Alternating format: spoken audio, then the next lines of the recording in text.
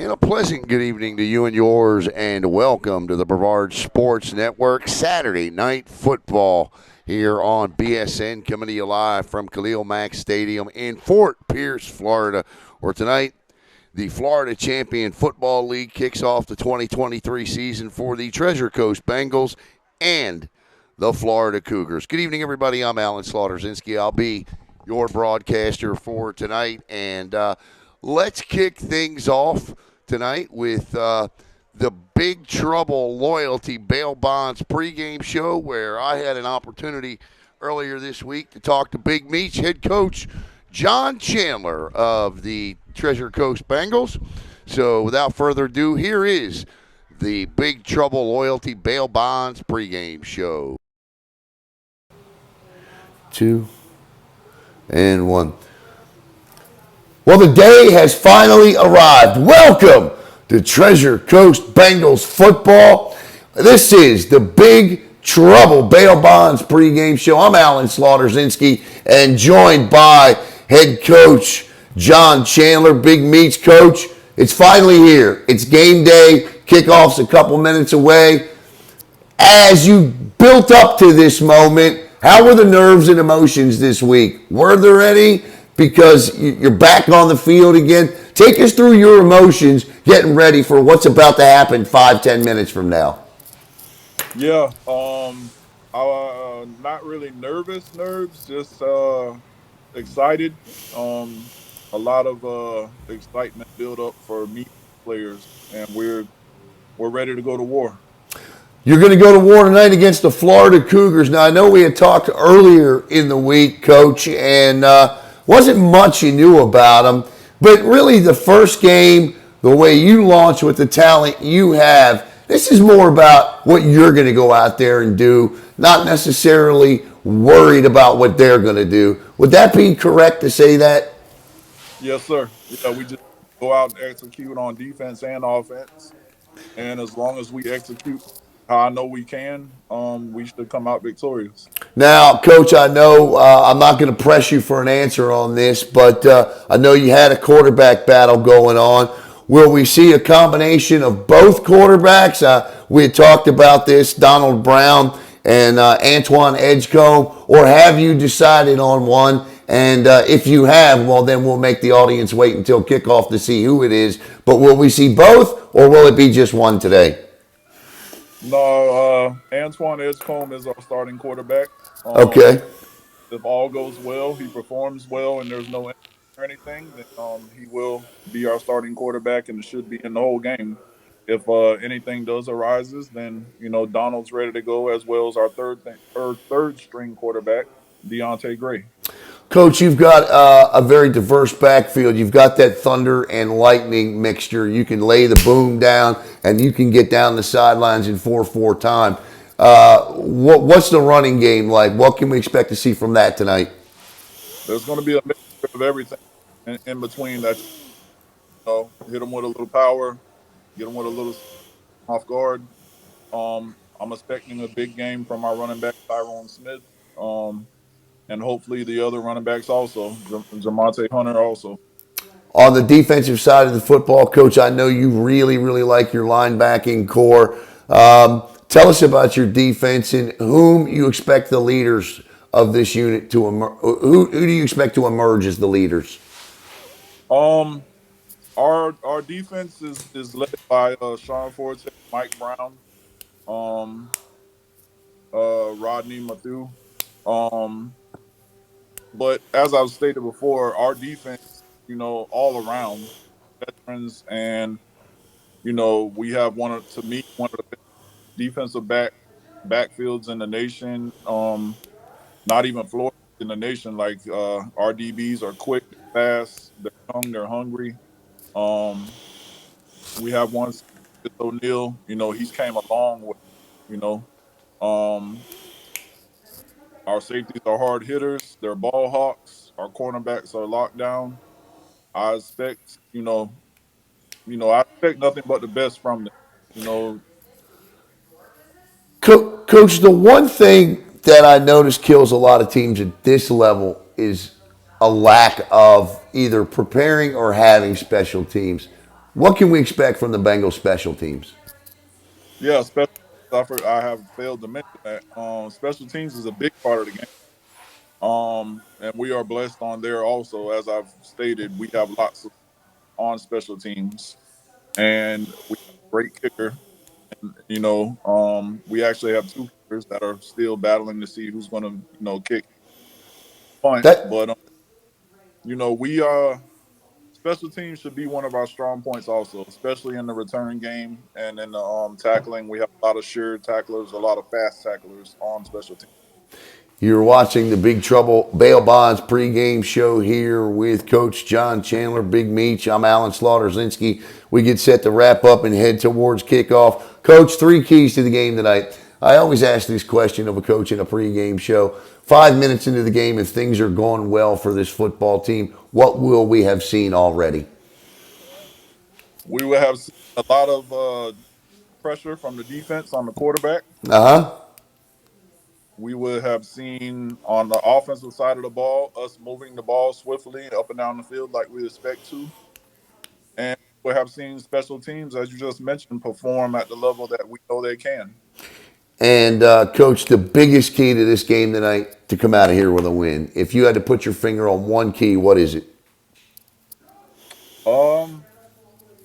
Is it nerves? Is it nerves for your team? Is it getting them ready to go? Is it just getting past that kickoff and laying that first pop on somebody to, so these guys can get into the groove of playing? I think our biggest key will be stay disciplined. I got you. Staying disciplined. Yep, penalties kill, and certainly that's in any sport, and certainly in football as well. Well, Coach, tell us before we go real quick what makes Big Trouble Bail Bonds the bail bonds to go to when you need them. We're fast, we're courteous, and we're always there for you. And that's just like Brevard Sports Network, and you'll see the Treasure Coast Bengals will be too. For the Big Trouble Bail Bonds pregame show and Coach John Chandler, Big Meach, I'm Alan Slaughter-Zinski. Here's the kickoff right here on Brevard Sports Network. All right, welcome back to Khalil Mack Field. I'm Alan Slaughter-Zinski here tonight for the opening of the Florida Champion Football League 2023. Of course, tell you a little bit about the TC Bengals under the guidance and tutelage of head coach Big Meats John Chandler. Your coaches for the Bengals are Robert Carter, offensive defensive line coach, Earl Demery, the defensive coordinator, Kim Lubin, the offensive coordinator, Louis Perino, your assistant defensive offense and special teams, and Cody Neese, your assistant for defense and your film coordinator. The Florida Cougars, under the guidance and tutelage of Guido Gonzalez and James Fedrick, listed as a coach tonight. The Cougars will be all dressed in white, and the TC Bengals are in those outstanding-looking uniforms as they dance in the end zone in preparation to take the field to kick this one off tonight, and we couldn't be more thrilled to be with you here. And again, we want to thank Big Trouble Bail Bonds. Before we get started tonight, we just want to make sure that everyone understands that the season is dedicated in remembrance to those that since the last time this team took the field, those that have fallen. Brian Triple Pryor, Cedric Wilcox, Larry Big Max Johnson, Devontae Peanut Dukes, Hanneman Joyce, and Dante the Truth Williams. This season dedicated to you. As we get set here, one thing I'm going to already tell you straight up out of the gate is that the Florida Cougars, they got no depth on the field tonight. Bengals are looking like they got everybody here. The mascots here, even the mascots here and dressed. We are ready for some football tonight at Khalil Mack Field in Fort Pierce. And here we go. Bengals are ready.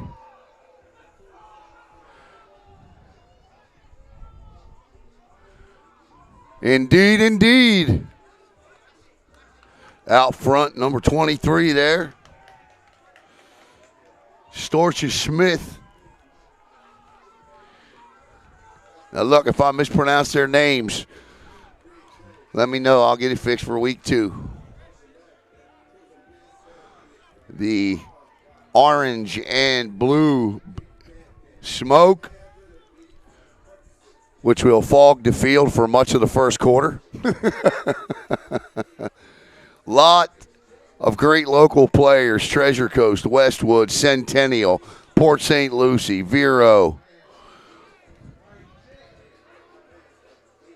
Deerfield. And let's get the read out of the way here to start it off. Big Trouble Loyalty Bail Bonds, family owned and insured. At Big Trouble, there is no trouble too big, and their loyalty to you, the customer, is never too small. 24/7 service. Big Trouble Loyalty Bail Bonds are here to help you and your loved ones go through the entire process and get released quickly for the service you deserve and the time you need it. Call 772-461-5771 or visit online at www.bigtroubleloyaltybonds.com. They are located at 800 Virginia Avenue, Suite 9A in Fort Pierce. And we are ready for some football. Some Saturday night football. All right, so that's the last I'll sing to you as we get set to go here.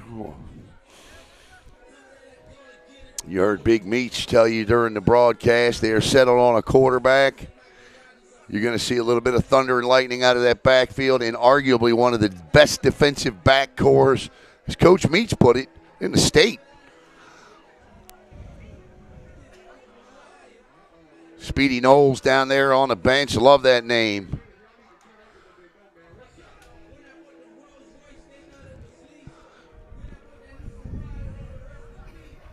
Knowles out of Central, Fort Pierce Central. Coach Meach feels pretty good about all three phases of his game: offense, defense, and special teams. Had a kicking battle going on during camp. We got Saturday night football, FCFL, as we get ready to go. The white hat. These Bengals, I tell you what, I don't know if you've seen their uniforms yet, but they are sweet. Look at those helmets, those white helmets with those tiger stripes on them.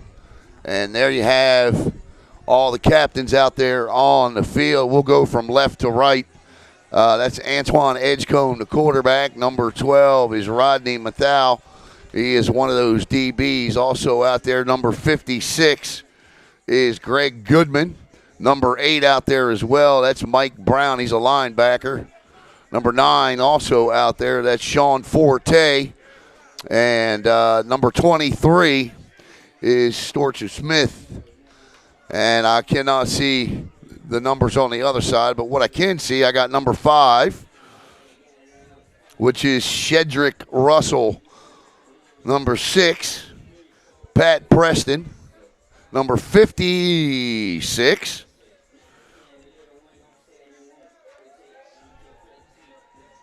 all right, we'll call it 55. That's Jamel Mention.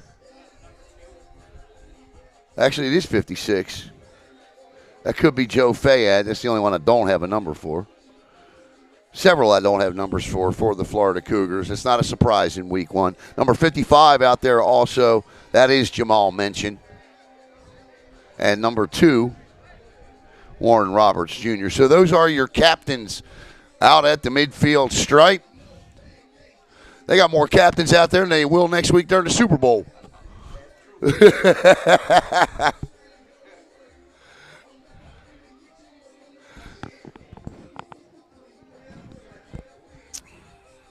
All right, let's see who wins the toss here and what they elect to do.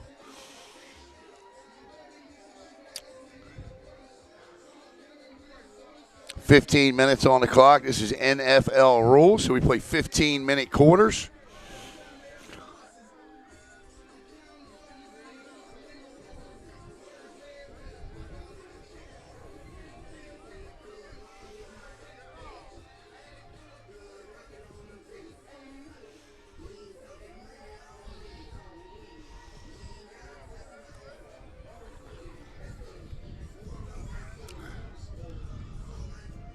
the only blind spot we have is sort of kind of down here in that corner there. We got everything else, I believe, figured out in terms of the camera. Or maybe we don't. But it's just an odd place to put a vent, but we'll make the best of it. All right, so the Cougars will receive the start, and TC will be kicking from right to left. If you're just joining us, the Bengals are in black with the orange trim, and they'll be moving from right to left on your handheld device, and the Cougars will be moving from left to right, and they'll be all in white with the gray helmets. Don't look like they have any logos on them yet, but this is week 1. And we'll see what the deal is here as the ball gets ready to get teed up at the 40. See who won that kicking battle Coach Meach was talking about.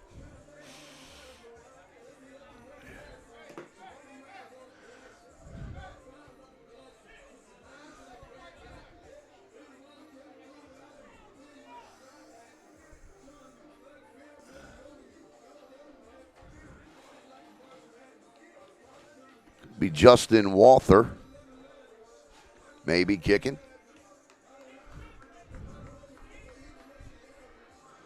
Or Michael James. Looks like it's going to be Michael James putting total leather here to get us going on Brevard Sports Network.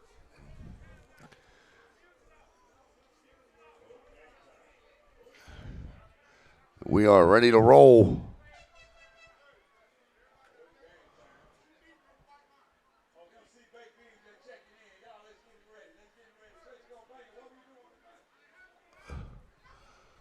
Michael James set to kick it off here. Big number. That's a big kicker, man. And back deep. And we are. Yeah, that's a kick right there. He boots that out of the end zone. That's how you start it off. 1st and 10 for the Cougars. From the 20. Here comes the trick now, figuring out who their players are. Call off the quarterback when you see him, Caleb. Looks like Tre'Pavis Mobley, number 4 maybe.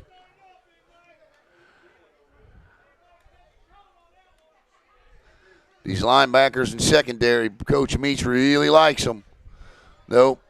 Let's see here, see who we got.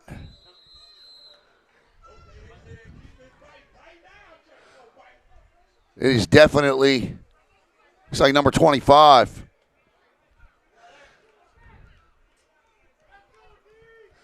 Just underway here, 1st and 10 at the 20 for the Cougars. And they blitz. And that ball come out. That ball out. It's out. And the Bengals, I think, have it already. Play 1, turnover 1. And the TC Bengals come up with a turnover. How about it? Right out of the gate.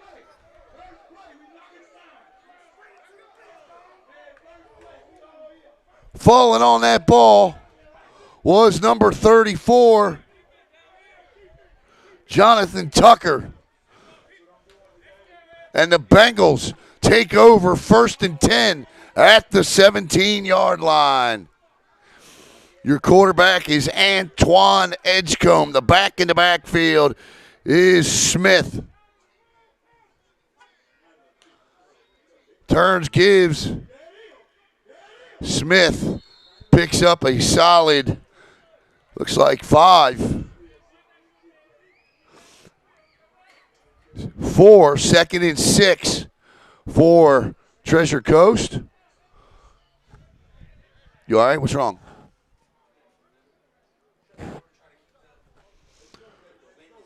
Okay.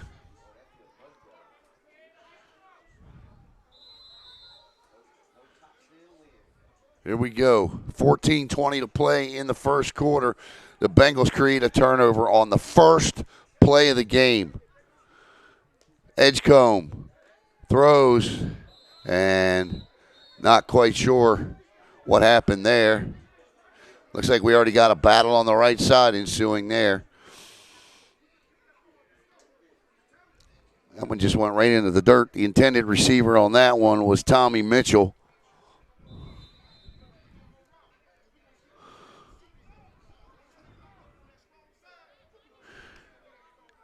Edgecombe, a Centennial High product.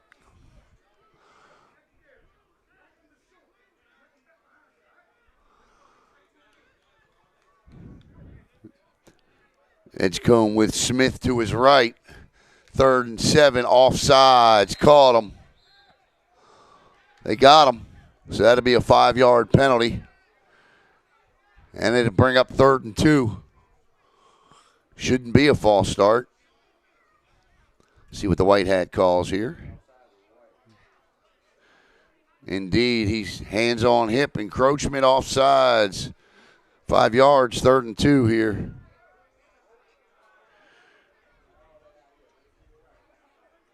(13) 23. Meach wants to have a little quick conversation.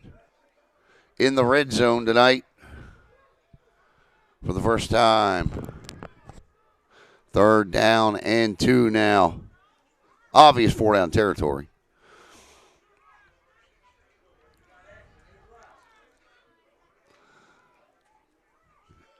This is Smith, cuts back. Ball is out again. And this time the Florida Cougars have it. Who recovered that? The Cougars recovered it. So they recovered the ball in the end zone. Smith fumbled it, just came right out. And that'll be a touchback, and it'll be 1st and 10 at the 20. Should be anyway. That thing just came right out.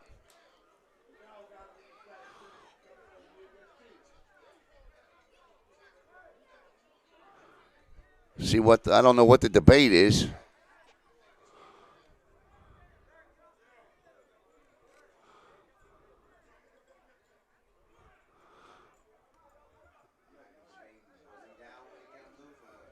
No, I think he went to cut and brought the ball up, and it just popped right out of his arms.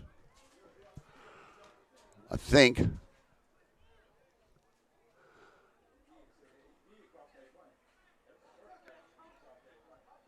That may be the other issue. Was he across the goal line when he scored? Did he score?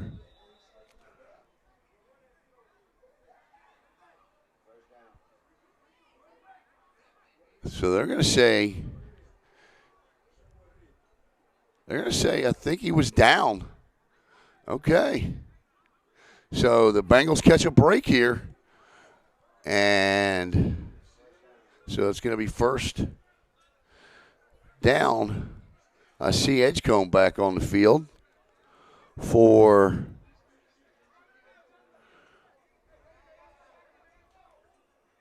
all right, we got everybody congregating here. Let's see what all right, so no, it's going to be a turnover.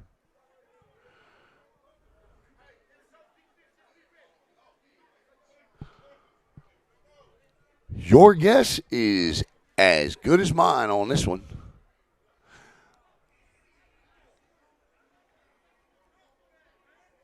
Ball is currently sitting at the 1-yard line.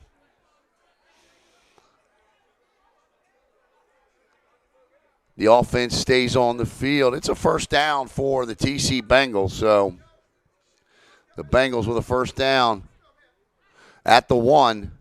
1st and goal to go. They keep the football.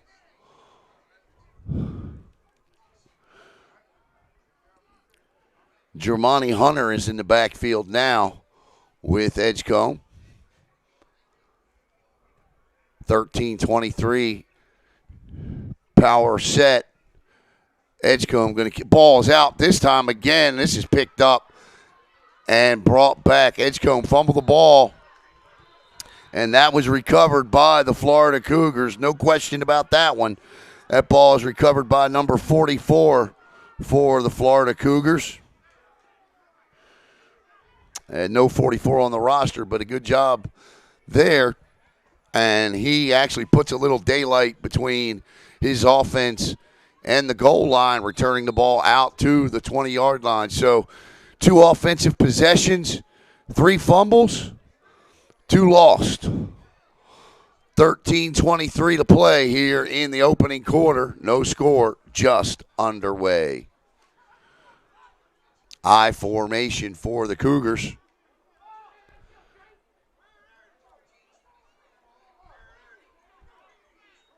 Turns.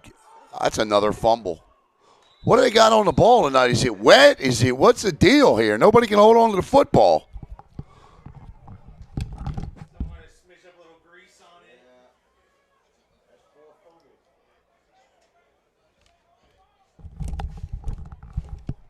We have not played 2 minutes yet. That is the 4th time the ball has hit the ground. 12:56 to play in the first. 2nd and 12 following the loss. 2nd and 13 following the loss of 3 here.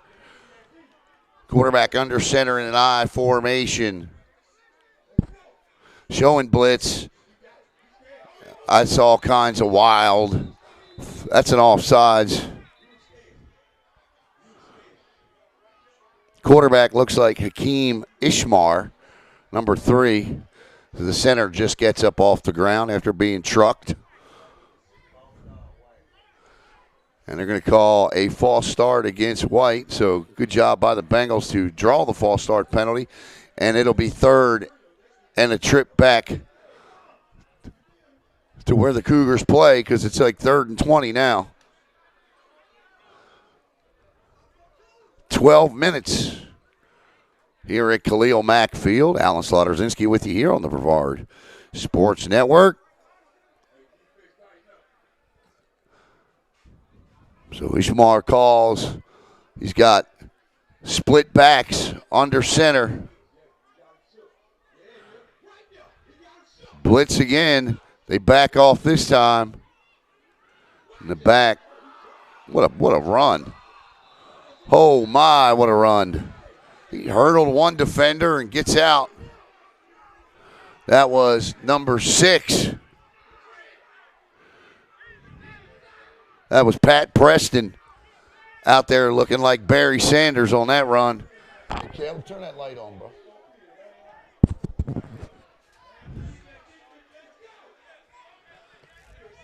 And on the first day, he said, "Let there be light." And there is. And I can read the rosters now.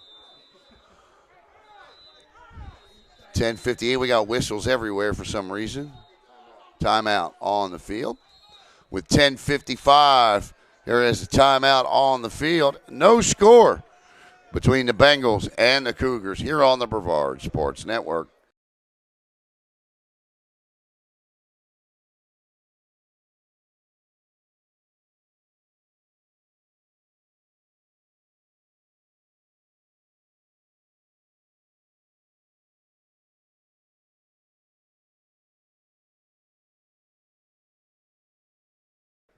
All right, so one of the more interesting starts to a football game I think I've ever seen. We've got 4 fumbles, 2 lost. And this is 4th and 11, and obviously the Cougars are going to punt this one away. And I don't see anybody back deep. I say obviously, but again, this has been a wild start. You never know. Number 4 is back there, and let's see if Coach put a 4 on the roster. He did. It's Tre'Pavious Mobley. And we've got 2 Bengals back deep, one standing at the 35, the other standing at the 40. They must think this guy's got a great foot.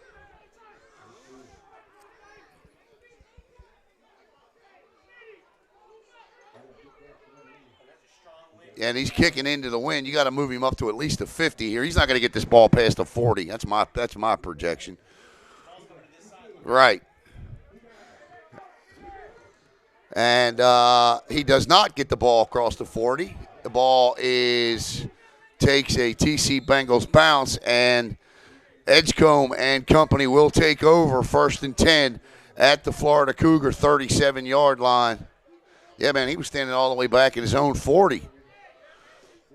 But you don't that's Peter. Get away from that thing. You don't even want to touch that ball. All right. So Edgecombe and the offense back out onto the field here.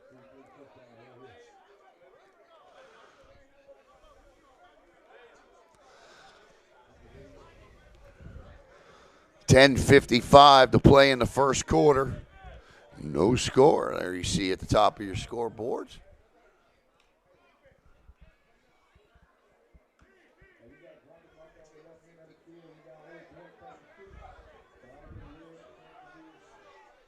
All right, from the gun, the pistol, whatever you want to call it. He's not under center. Man in motion. Fakes the jet sweep, looks, throws. Nice throw across the middle, nearly picked off. Didn't see number 5 cutting across the middle. Number 5, and number 14, that's all right. Shedrick Russell nearly had him a pick. Ball had some solid spin on it.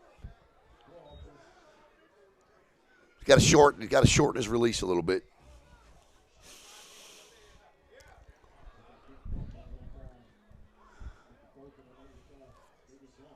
First game, you work these things out. Back in the backfield is Storchik Smith. Florida offsides. That'll be a 5-yard penalty. It'll be second down and 5. Whistle blew.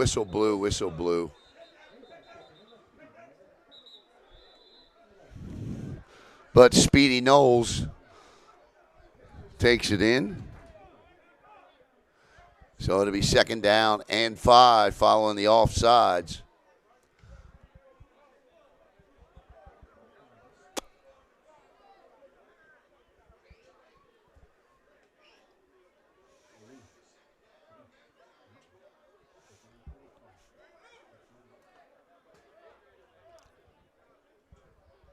Checking in is Harold Miller, wide receiver. So you got Knowles, Miller coming out. Is Javon Brown. They didn't move the ball at all. Now the yard marker moves, and it is now second and 5. Edgecombe, short to his left, turns, gives. And that's a good run up the gut. That should be and is a TC Bengal first down for Smith. First and 10 now. At the 26-yard line of the Cougars. 8:43 to play in the opening quarter. No score. Knowles and Miller split wide left, stacked on top of each other. Doubles. That's wide receivers, 2 wide receivers to each side. Edgecombe gives to Smith again. Cuts back, still on his feet. As the safety's going to have to come up and make that tackle, and if he doesn't, he is in the end zone. That is another first down, and that is 18 yards on 2 carries for Smith. And the ball is rapidly approaching the end zone here, but definitely inside the Big Trouble Loyalty Bail Bonds red zone here with 7:57 to play in the opening quarter. First and 10 at the 15. Doubles stacked on top of each other, a little closer to the line of scrimmage. Smith to the right, to the left of Edgecombe. Whistle and a timeout on the field. The offensive coordinator, Kim Lubin, says, you know what? Let's talk about this. And they shall, and we shall, step away. Be right back here on Brevard Sports Network.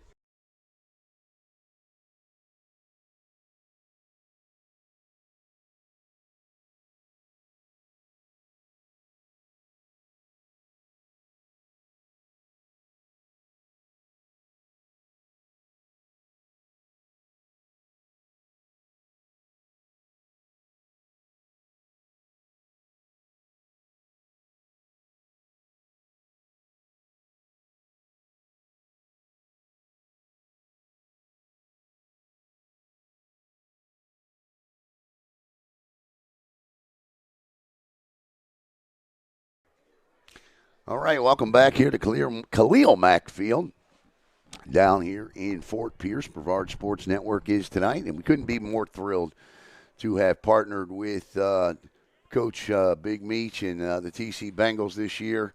Right now bringing you 8 of their 10 regular season scheduled games. It is 1st and 10 at the 15-yard line. We're also going to be doing the Space Coast Sharks as well this year. Edgecombe turns, gives to short again. Why not? Stutter step in, stutter step out. He is down.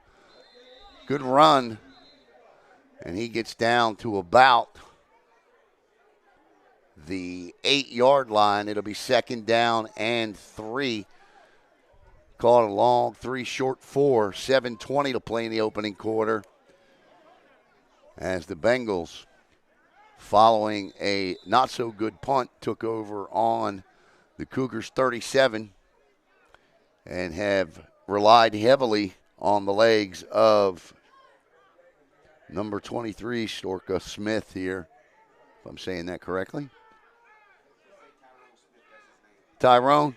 Thank you. Tyrone Smith. Turns, gives. Smith up the gut. Is he in? Indeed. Touchdown. TC Bengals. Tyrone Smith from the 8. 6-0. With 6:36 to play in the first. Good run. The Tyrone Smith drive.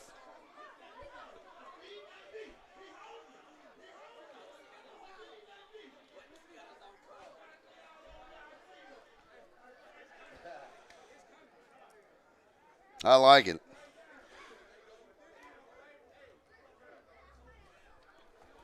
Smith with all 37 yards on that one. And again,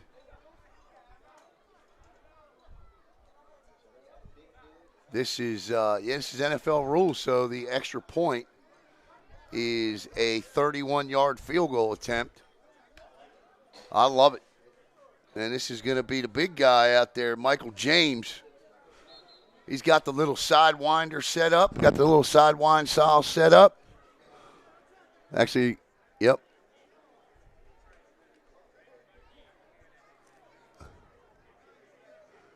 That's actually going to be even a longer attempt. The ball will be spotted at the 20, held at the 27.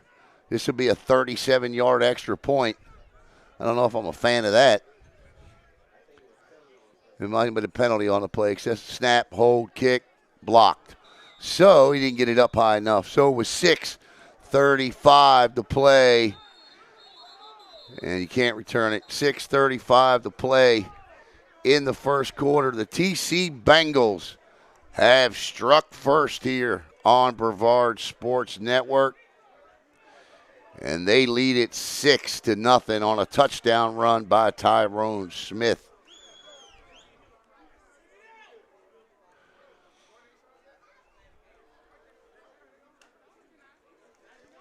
That was 5 plays, penalty, 37 yards. Smith for 8.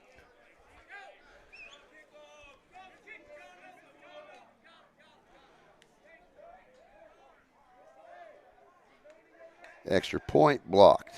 Okay. And we're ready for the kickoff here. Bengals taking the field for the first time in a couple of years. Not since the pandemic season when the season was canceled. And, of course, they are playing the season in remembrance of several players lost during the last time they took the field. We'll put that graphic up here in just a moment. But the important part, if you're a Bengals fan, is they lead it 6-0. And that's the first touchdown of the new era for the Treasure Coast Bengals. And, the onside kick it and pick it up and still got it. How about this play? Good night. Still on his feet. That's Donald Brown that just came in, picked the ball up. It's good, and the Bengals, with some trickery, will have the football. 1st and 10. What a play, huh? Great call by the special teams coach, Louis Pierno. Caught him sleeping. Florida didn't even move. They just watched him run right by. They just watched him. They were like, okay. 1st and 10 at the 25 now for Edgecombe and the offense. Got a different back in. It looks like it could be Jermonte Hunter. Hunter to the right of Edgecombe. Blitz off the edge, throws, caught. Nice pitch and catch down the sidelines. That's a heck of a play. Ball caught by Cameron Webb, and the quarterback is injured on the play, and that's going to be a roughing the passer. Add 15 more, half the distance to the goal line, and the TC Bengals are in business. That's an outstanding job by Edgecombe there. He saw the blitz coming off the edge, stood in the pocket, hit the hot read, completed the pass, took the hit, and picks up 15 more with the penalty. That's what you like to see from your quarterback. Of course, you don't like to see him getting up limping, but it happens. Hope he's okay. That is the brightest, yellowest flag I've ever seen. See it? That's a brand new flag. That is, I'm glad. That should be 15 yards tacked on, and if indeed it is, that should put the ball down close to the goal line again.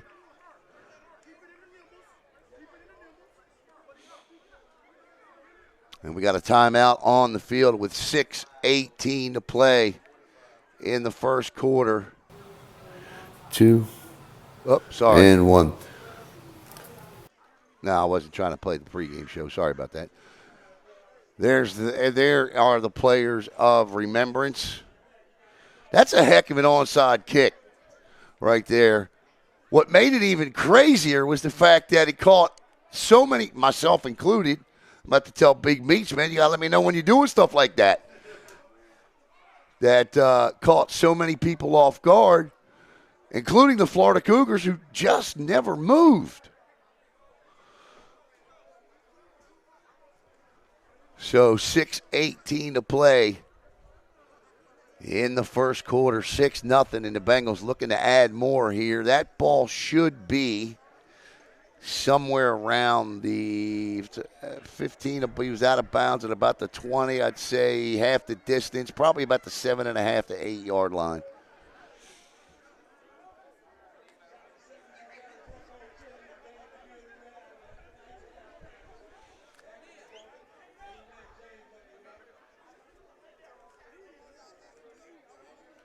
And I'm wrong. They're going to put it at the 20.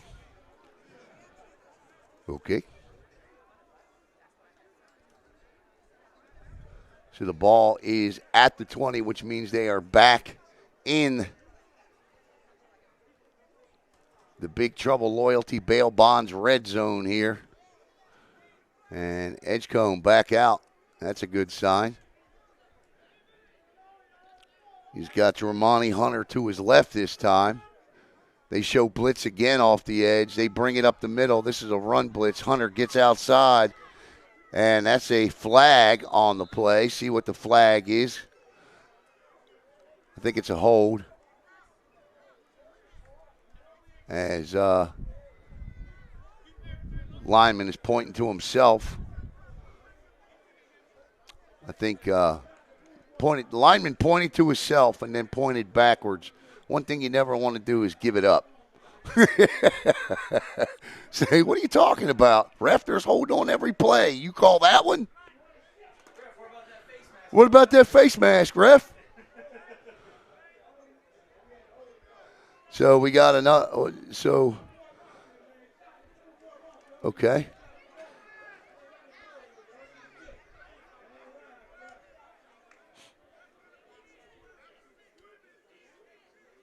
So it's 3rd and 10 now with 6 minutes to play in the first.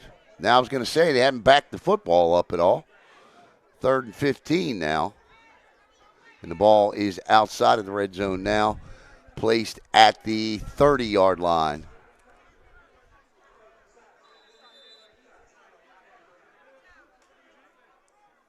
Edgecombe. Yeah, no, now the pointing game begins. It's going to be offsides on the Cougars. They had 3 guys offsides. So it should be 3rd and, see here where the chains move. 3rd and 10 now. So we got some good plays, and we got some plays that look like it's game 1. But they don't play preseason, so it's like college football. Gets progressively better as the weeks go on. 3rd down and 10 for Edgecombe and the offense. 4-down territory, I would guess. Edgecombe looks, throws. That's picked off. And that's a good read, good pick. Ball picked off by number 32 for the Florida Cougars. Dontel Baxter with the interception. Threw it right to him. And it'll be 1st and 10 for the Cougars from the 40. That is the 3rd turnover of the night. 5:35 to play in the opening quarter. And right now, that ball just a little bit too low, obviously. Came right across and jumped right in front of it. Good read by the linebacker. So 1st and 10 now. The ball will be actually placed on the 39-yard line for this Cougar offense. This is the best field position of the night so far that they have had.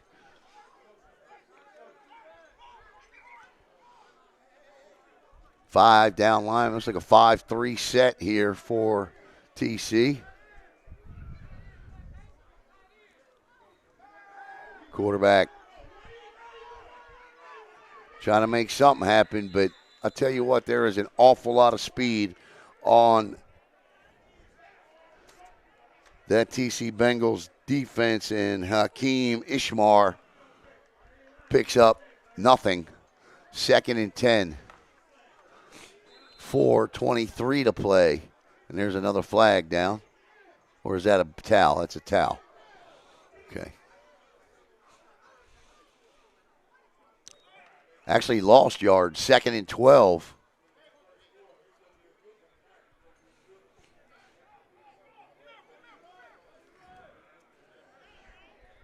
This is Bernard Pendleton split near side, number 13. Bengals showing blitz from that corner.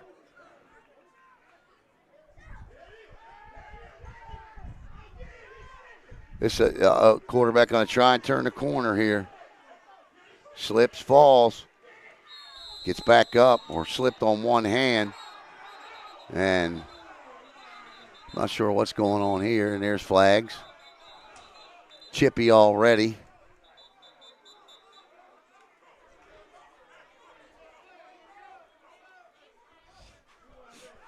So we'll see what the call is. 3:31 to play in the first.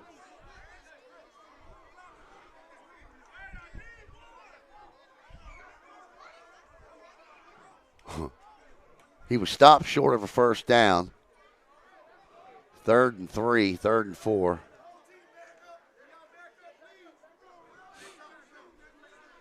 So I don't know what the call is going to be here. It's going to go against the TC Bengals. This is a 15-yarder, so this one's going to hurt. So this will cross the 50 into Bengals territory as the unsportsmanlike conduct penalty gets called. And the Cougars will be 1st and 10 from the Bengals 38-39 yard line. A 50-minute first quarter.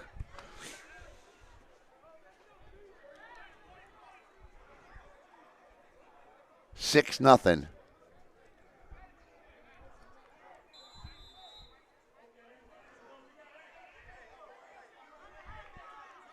Two-back set.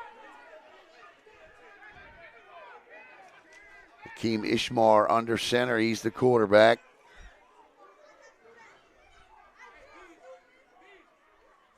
Bengals 7-8 in the box here. Turns, gives. Nowhere to run, nowhere to hide on that one.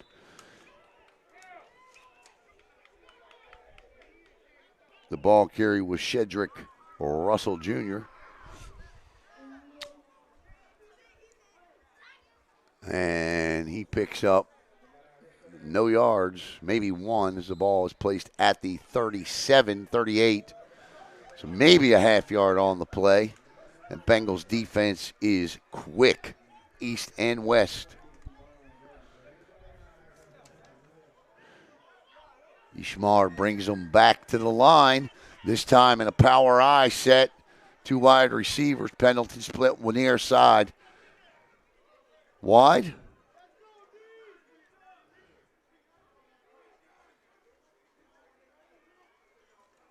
Turns, gives.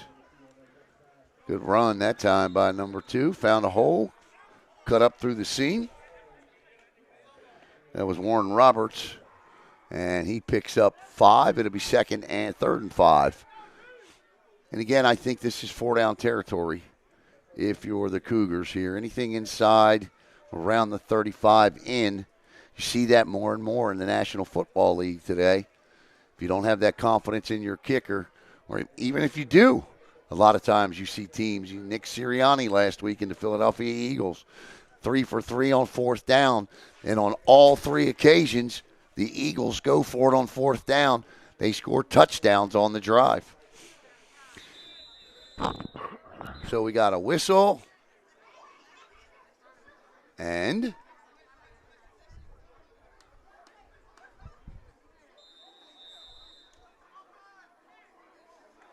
timeout on the field. With the score 6-0, we'll step away. Well, actually, when I say step away, we'll mute it. And I'll be right back here on the Brevard Sports Network. 6-0, Bengals on top.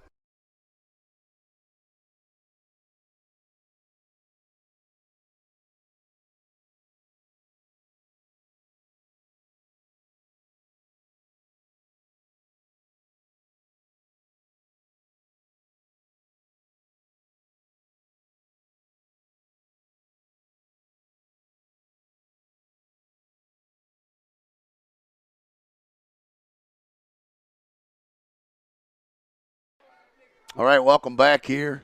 3rd down and 7. 6, we'll call it. Offset I. Ishmar under center. Passing situation. We'll see if he actually throws the football. And that's going to be a delay of game.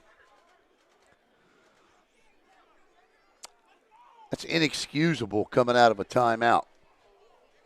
Can't have a delay coming out of a timeout. And that'll back them up. It'll be 3rd down and 11. And that, I'm sure, is driving Coach Gonzalez crazy at the moment. So 3rd and 11 for the Cougars. 1:31 to play in the first quarter. A 8-yard touchdown run by Tyrone Smith. He had all 37 yards on the drive. Check that. He had, nope. Throw an interception on that one.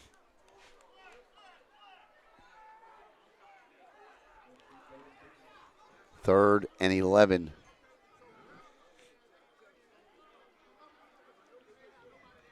Offset I again. Smith under center. Check that, Ishmar under center. And he's going to roll. Throws. Caught. And he'll be brought down short of a first down, but a manageable fourth down should they choose to go that way. And the only thing I'm noticing is that Hakeem Ishmael is right-handed, and on all three passing occasions tonight has rolled opposite side to have to turn his body back around to throw against the grain. Counterproductive. Rolling right to try to get the ball out of his hands. Some quick short passes, build a little confidence, get the passing game going.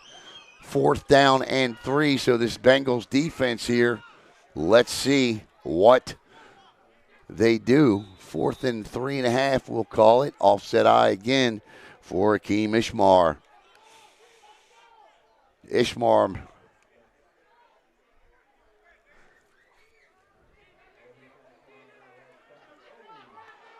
going to be close, and he is going to be marked short. Actually, it looks like that's a fumble, and it is another fumble, and coming out of the pile with it is Rodney Mattel, and Rodney with it, and that is the 5th turnover of the game.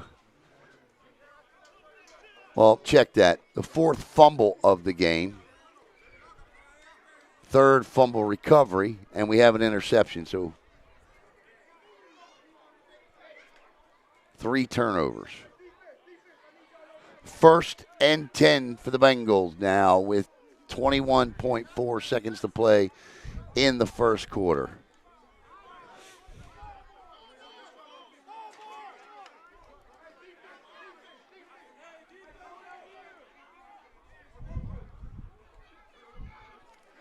Edgecombe.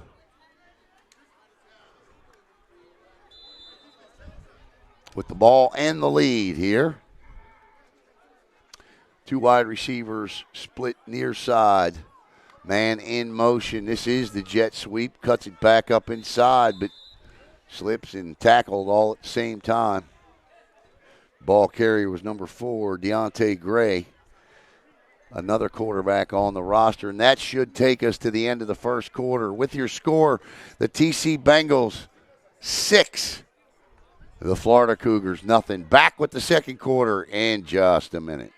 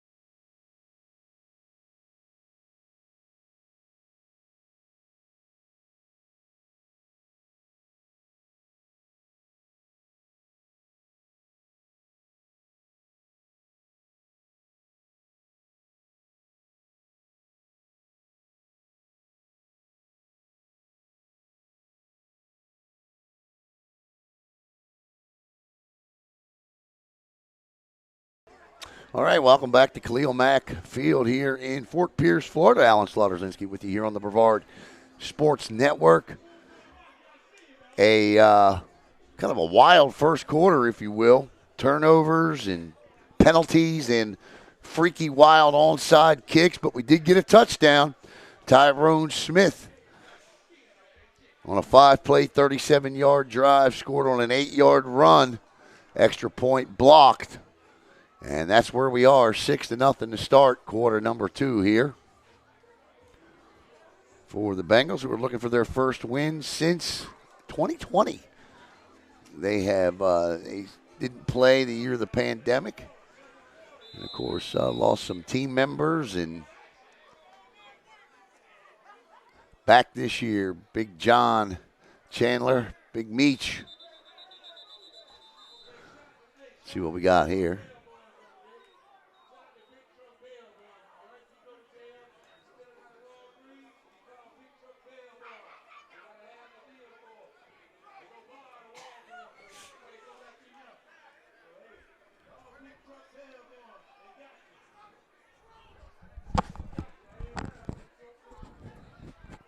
What's he saying?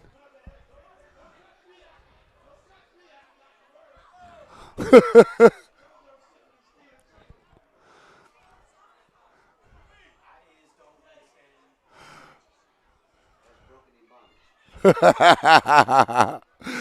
15 minutes on the clock. I know the PA guy's upset about something. He's giving the biz to the crowd a little bit. So, 2nd and 15. Apparently, we had a penalty. Here we go. Oh, fans talking to the refs. All right, gotcha. And the penalty. Okay, so that's offsides. So they'll get the 5 yards back that the fans cost them. And we've moved the ball 10 yards and haven't put a tick on the clock.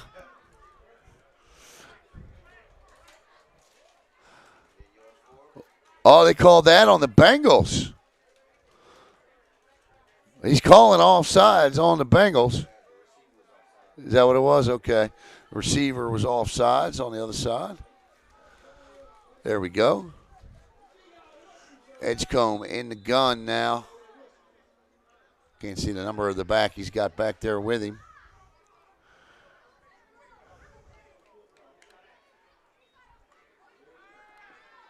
Quick out. That ball hit the ground, but not seen. Good job by Deontay Gray. Gray scoops it up and makes something out of nothing. I don't know how he did that, but he did.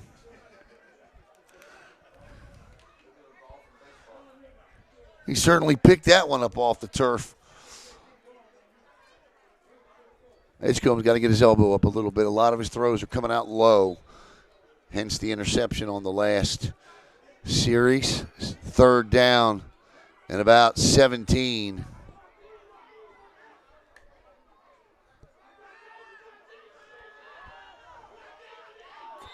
And in and out of the hands of Harold Miller. Good timing route. Ball was there. Good looking throw from Edgecombe. And I think Miller was worried about trying to get his feet down and took his eye off the ball for a split second. And when you do that, you tend to lose it. He does. 4th and 17. So this will be the first punt of the night for the Bengals with 13:45 to play in the first half. 6-0 TC Bengals on top here.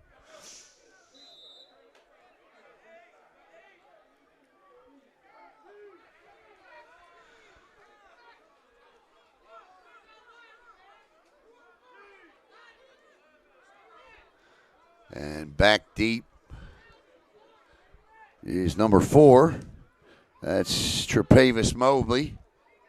Can't see the punter's number.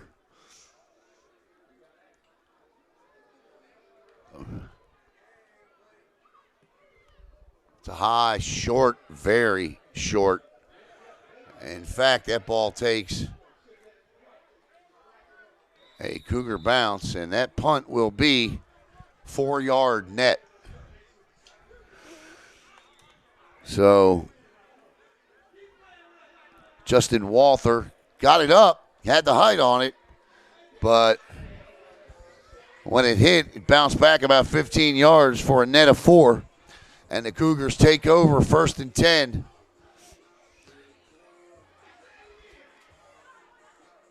At the Bengal 32. So this now becomes the best field position of the night for the visitors.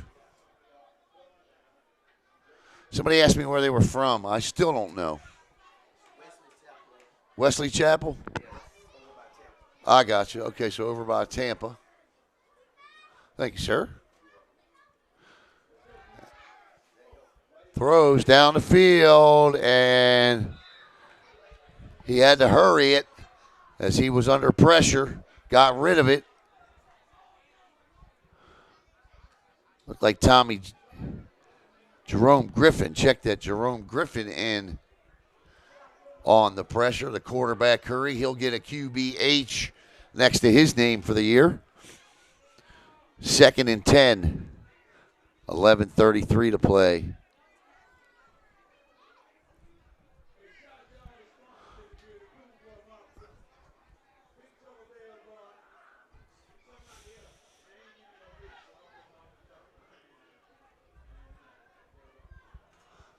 Hakeem Ishmar, the quarterback for the Cougars. He's got a split backfield. Two backs in the backfield, two wide receiver set. Warren Roberts and Shedrick Russell are your backs.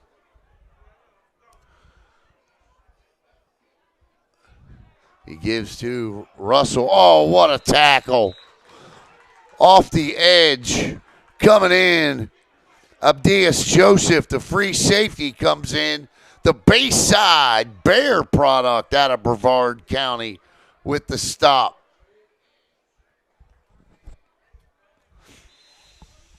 Said that like I was some sort of proud uncle, didn't I?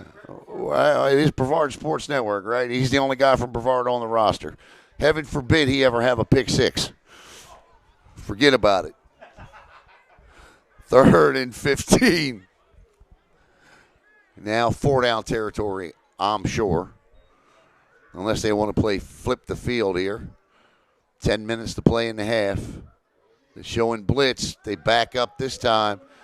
And he slips down, and that'll be a sack.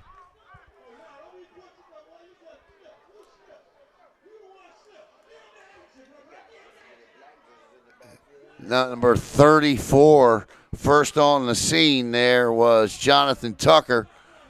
And Tucker will get credit for the touch-up and the sack. So now it's 4th and a trip back to Wesley Chapel.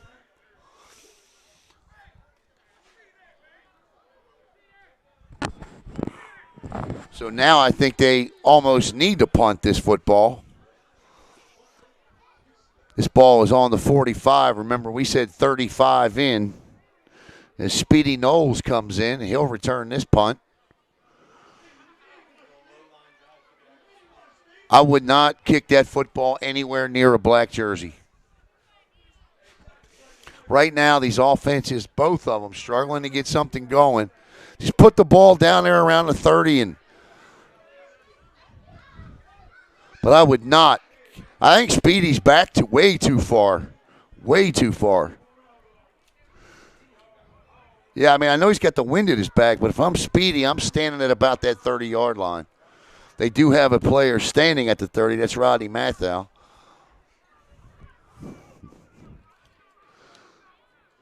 The punter is Brian Banks for Florida.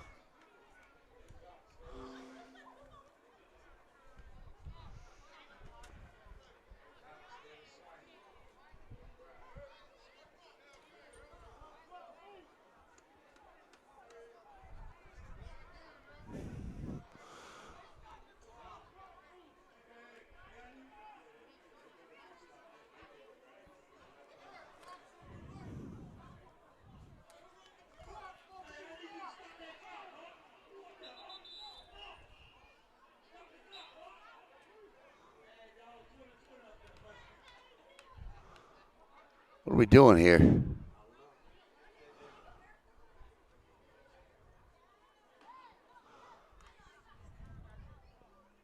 That was a sack, right? Or did they throw a flag? Did they throw a flag? No?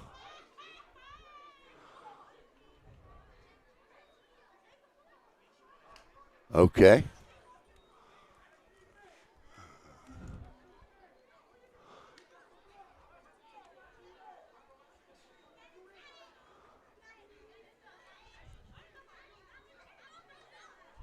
So it's like 4th and 25.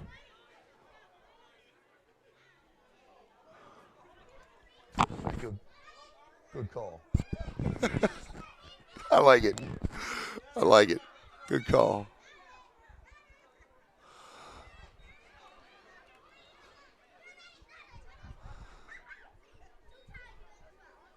There you go.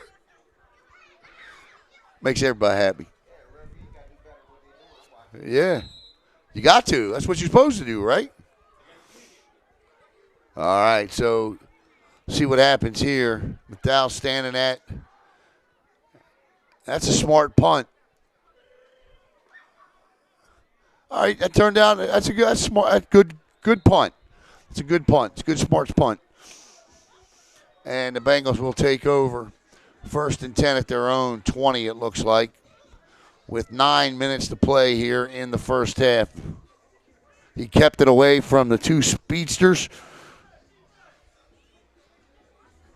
And now they got to go 80 yards for a touchdown. Flip the field a little bit. Now, if you're the Bengals here, you try to establish that running game again that picked you up that touchdown.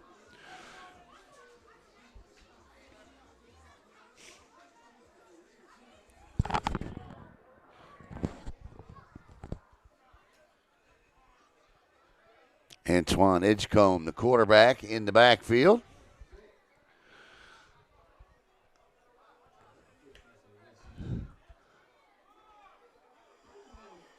That's a fumble. There's a flag down, too. And that ball is out. Is that a flag or a towel? Looks like a towel.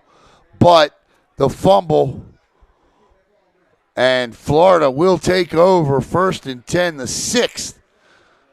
Actually, that's the 4th turnover of the game. The 5th fumble, 4th lost. That is the 3rd turnover by the Bengals tonight. 2 fumbles and an interception. This one could be costly as it is inside the Big Trouble Loyalty Bail Bonds red zone. Defense got to come up big now.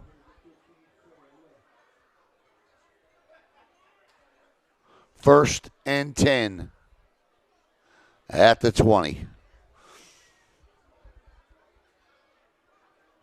That's a good run, and then he cut back and lost the ball.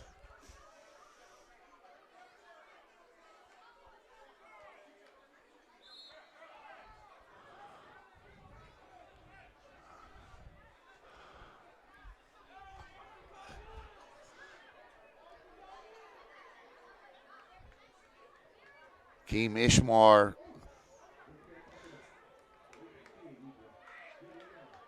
but the Bengals closed fast on that one. And that's actually a loss of yards on the play.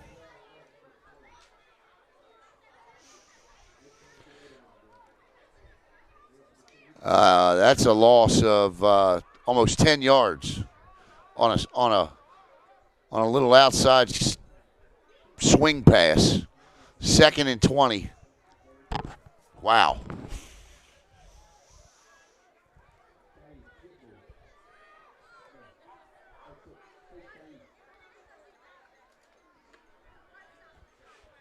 Second down and 20 for the Cougars of Florida. Offset eye for Hakeem Ishmar. Straight up the gut. He nearly dropped the football. He does drop the football, and the Bengals get it right back. So the fumble fest continues here tonight as number 77, Selma Jerome Jr. recovers. The 6th fumble of the night, 5th loss, 2nd for the Bengals, 2nd for the Cougars. And it's 1st and 10 at the 25. So when all is said and done, the Bengals have picked up 5 yards.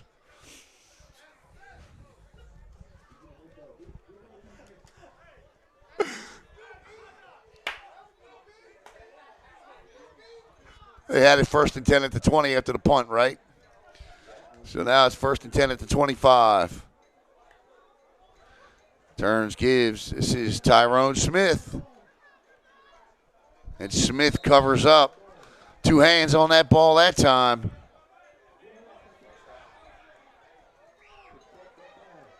Second down. Nice run by Smith. A gain of 9. That's the best run of the night. That's not a touchdown.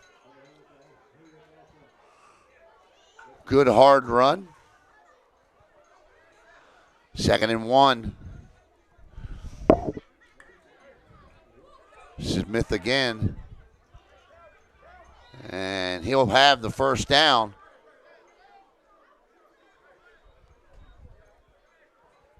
So doing just what we thought they needed to do here, gentlemen. They back to establishing that run with Smith. 4:55 to play. Set them up, suck them in for a little play action here, huh? There is nobody deep. And that time they stack up the run that time with a little run blitz, and it works. Nobody is deep at all. Now's the time. Now is the time. 2nd and 11.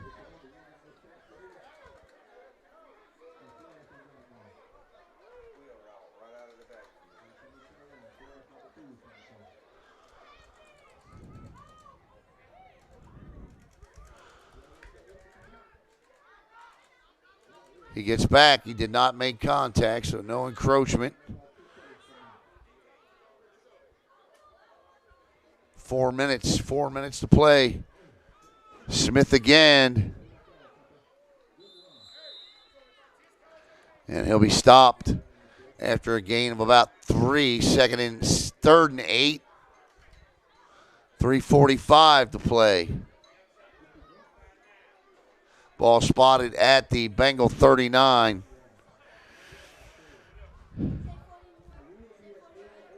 Huh?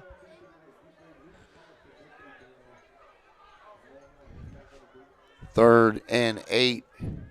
Edgecombe in the gun. Looks. That's intercepted.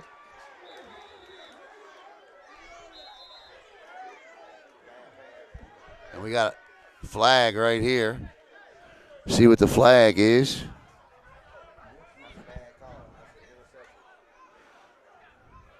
Bernard Pendleton with the pick. What did he call? He called pass interference. NFL rules, that's a spot foul. So that will negate the second interception of the night. Yeah, right there.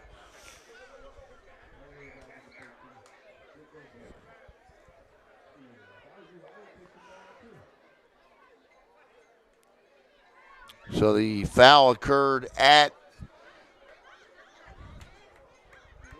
depends, the flag was thrown here at the 50. If it occurred where the interception was, the NFL rules spot foul, and that's what they're going to do. They're going to spot it at the 35.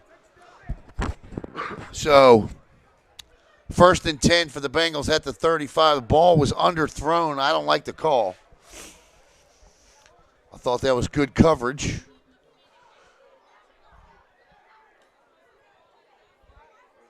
The flag came out quick, though. The pass interference flags I don't like are the ones that come in way, way, way late. Referee saw it and threw it, so you got to respect the fact he threw it right away. 1st and 10 at the 35. Smith has got a hole straight up the gut. Smith with another good 9-yard run. 10-yard run, 11-yard run. 1st down as the ball approaches the big Loyalty Bail Bonds red zone. Could be in the red zone. We got a player down for Treasure Coast. 2:43 to play in the first half. And it was Tyrone Smith with an 8-yard touchdown scamper back in the first quarter that gave the Bengals the 6-0 lead. Coming up at halftime, absolutely nothing. We will take a break.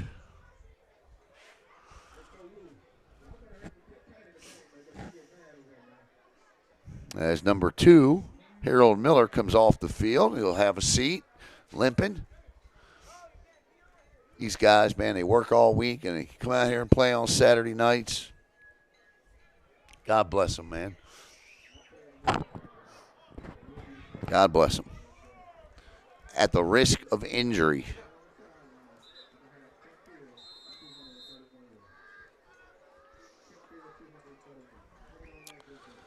All right, so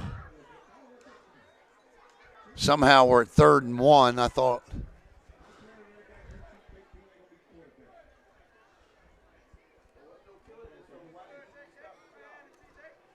third down and 1. Ball at the 25 of the Cougars. Bengals driving here. Tyrone Smith with some good runs. He's back out there again to the left of Edgecombe. There are four wide receivers on the field. 1, 4, and 10. That's Knowles, Gray, and Webb to the right. Edgecombe takes a peek to the left. Gives to Smith again. Cuts back inside. First down. 1st and 10. 1:35. Tick tock, tick tock. Got to get at least 3 out of this. Taking too much time here. Got to hurry.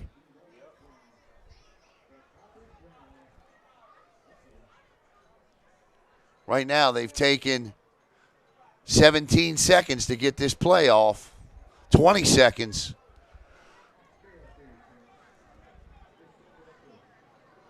$27 seconds so far to get this play off.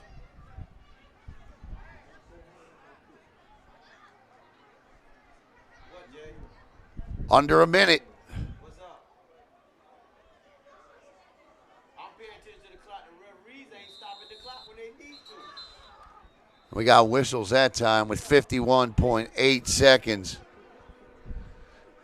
So we got a timeout on the field, and I'm sure Coach Chandler, Big Meats, ain't going to like that because they lined up to snap that football with 1:37 on that clock, and they didn't take the actual timeout until 51.8 seconds. So that much time elapsed to taking the timeout. So, again, this is the first game of the year. They'll get this figured out.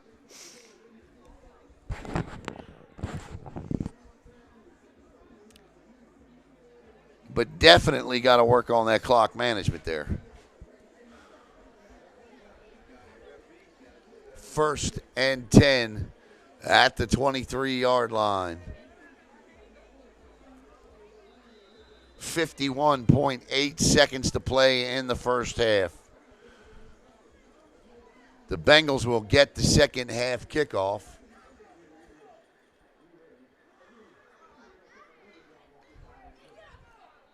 Edgecombe with Smith to his right.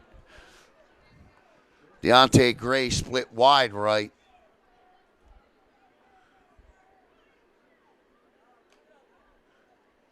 Play action. Edgecombe throws. Your guess is as good as mine. And not sure. That ball picked off or incomplete.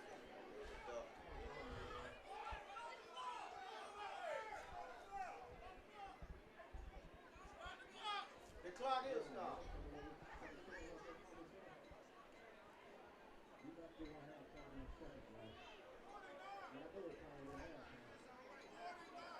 $49.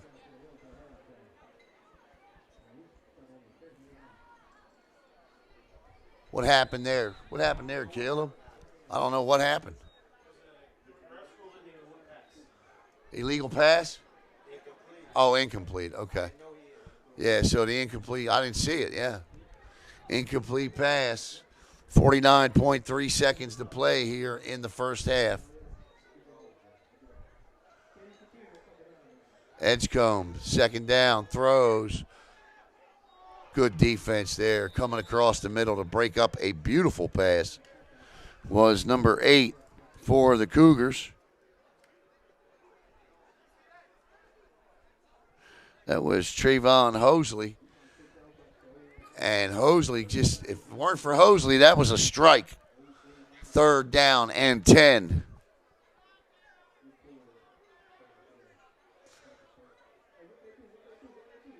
$49 seconds to play in the first half. 3rd down.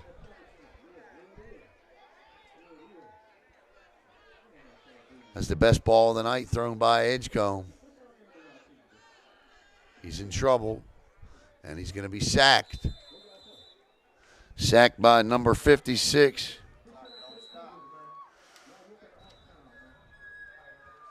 Benjamin Hooks.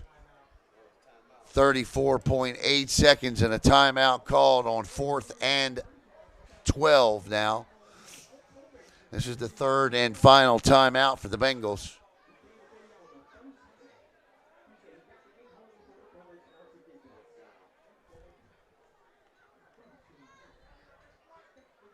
So this would be about a 47-yard field goal, should they elect to go that route.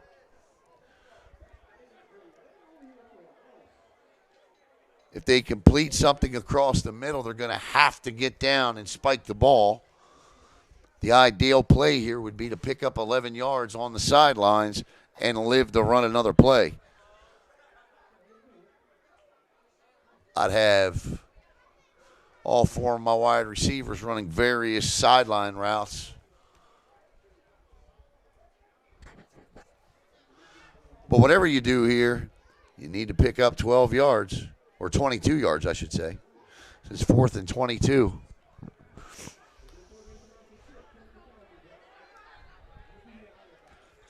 .8 seconds. And if I'm the Cougars, I don't even know if I stop this, if I even do anything but take a knee.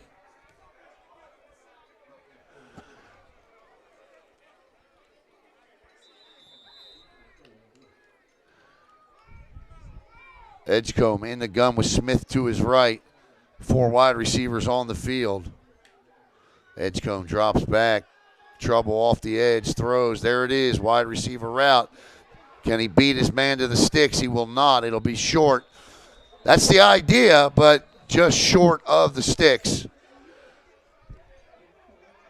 And it'll be a turnover on downs.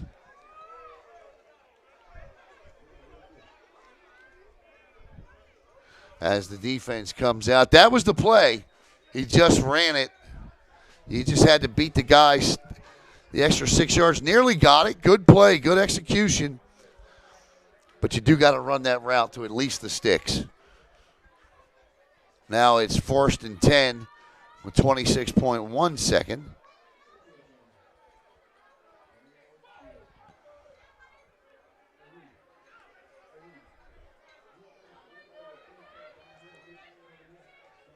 And we're just going to go to the half, it looks like.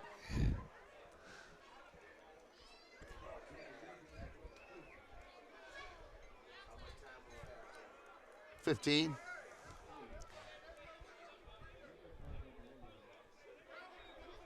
All right, so that'll take us to the half with your score. The TC Bengals 6, the Florida Cougars nothing.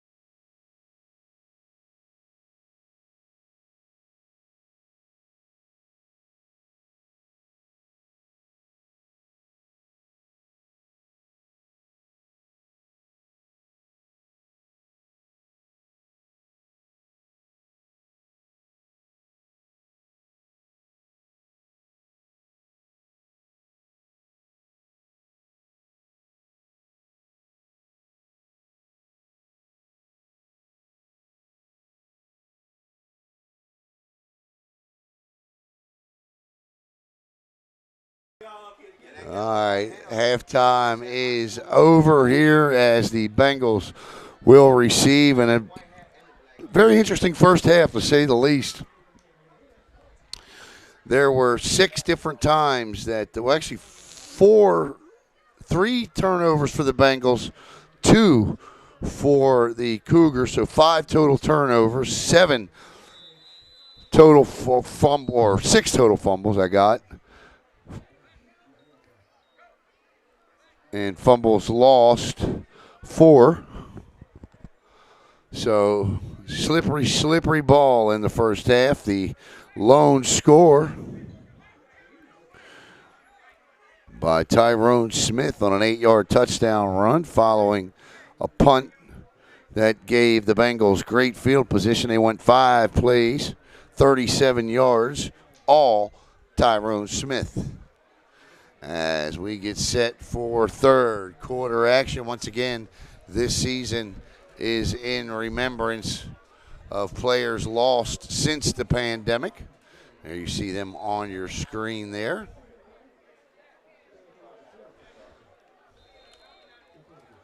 We will honor them all year long during the broadcast.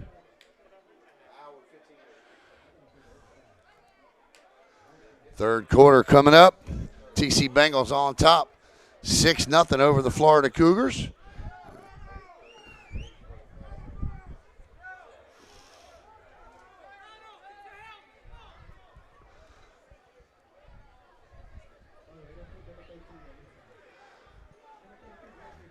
TC Bengals had an onside kick that was a beaut earlier in the first half.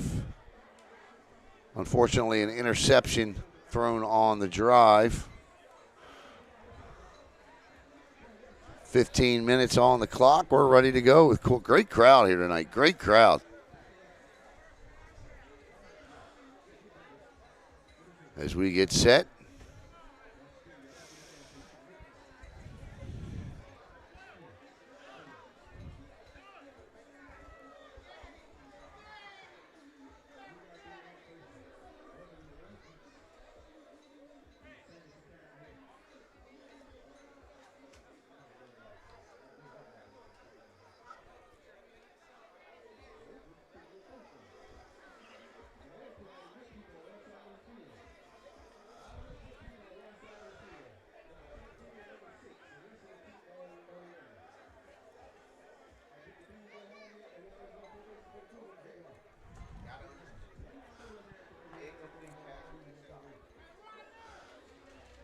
Ball is on the 40. And kicking off will be number 11, Steve Myra. That's a kicker's name, Myra. Like Micah Myra back in the day. I think there is a kicker named Steve Myra. But he's not the kicker. The kicker is number 21, Jaleel Hansberry. And that ball is fielded at the 39. He runs into his own player. And the TC Bengals will start with good field possession. Yep. TC Bengals will start with good field position. Yeah, between possessions, yep.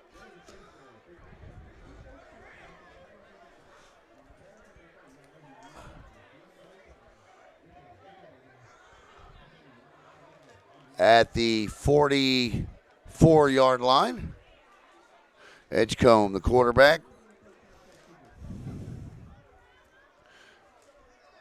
Out of Central.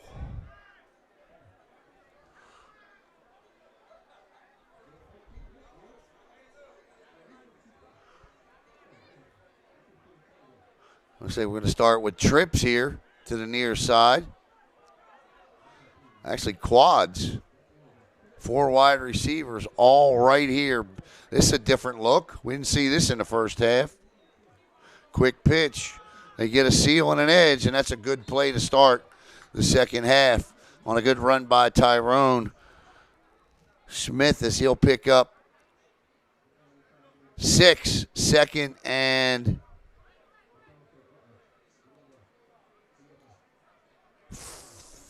4. Second down and 4 right here in your living room.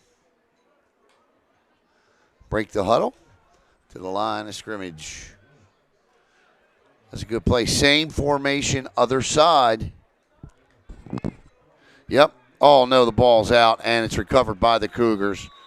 That is the 4th turnover of the game, and the lucky recipient of the ball off the face mask that time was number 56, Benjamin Hooks, and the Cougars will take over 1st and 10 at the TC Bengal 48.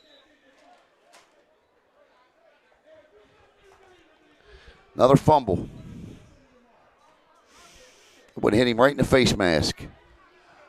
Good pitch. Got to get your arms out. Can't let that ball into your body like that on a pitch. Got to catch it, tuck it, run. Catch it, tuck it, run.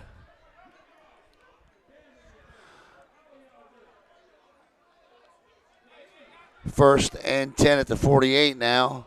Got a different quarterback in for the Cougars.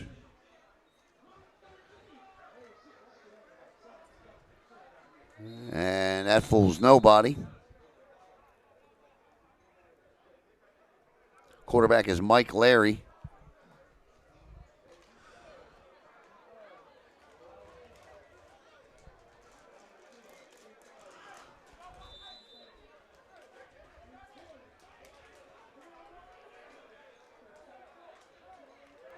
Second down and 7.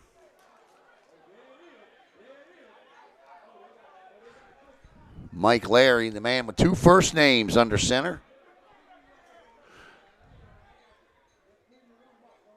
I formation, slips, manages to give it off to number 2. Warren Roberts, and Roberts picks up 2, and it'll be 3rd and 5. Ball on the 43-yard line. 3rd and 5 now for the Cougars. 12:37 to play in the third. 6-0 TC Bengals on top.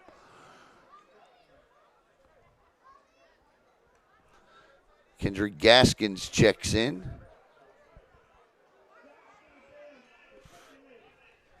Torrey Howard in there, manning the middle. With Abdias Joseph, the linebacking core. Had a good night for the Bengals. So Larry under center. Split backs in the backfield. 2 wide receivers set. 1 to each side of the field. Larry barks out the signals. Bengals show blitz. Back it up. Larry drops. Throws. And incomplete. Yep. Beyond the outstretched hands of Tre'Pavious Mobley. And that'll bring up 4th down and 5. 4th and 5 now. I'd flip the field here. I'd punt. I'd try to pin them back. None of these offenses are doing anything at the moment. I'd try to pin them. Force another turnover.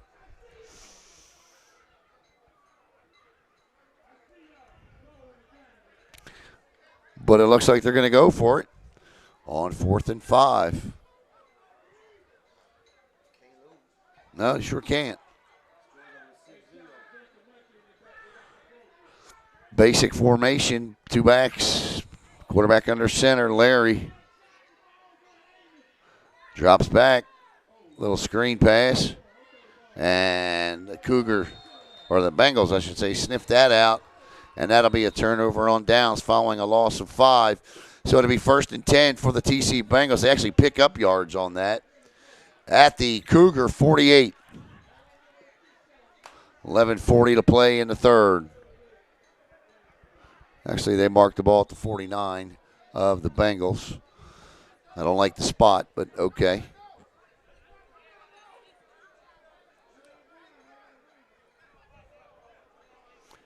Cameron Webb in the slot.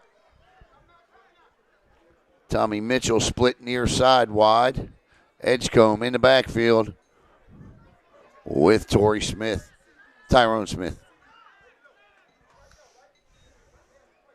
It is Smith. Smith with a burst of speed. Off tackle. He picks up 7. 2nd and 3.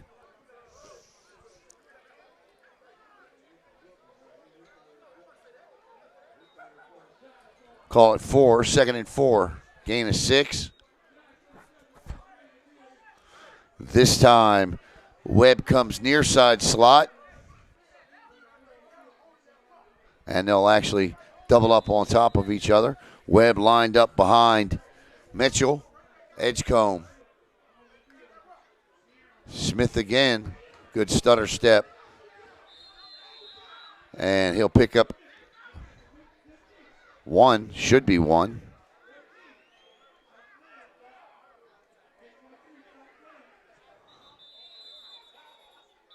He is down and not moving. Not sure what happened there. I thought he did get face masked.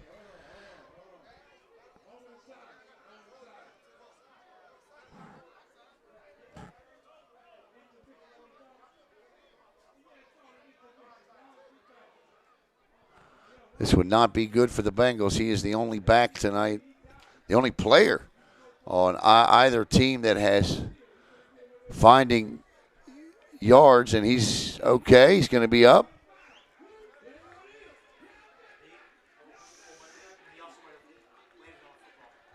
I think he landed. Yeah, he definitely. He's going to be carried off the field.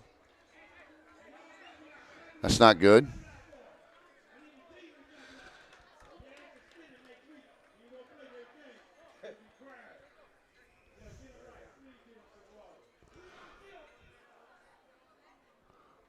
All right, we're about to see these other backs that Coach Meach was talking about in the pregame show. He's got speed, he's got power. See which one steps up now.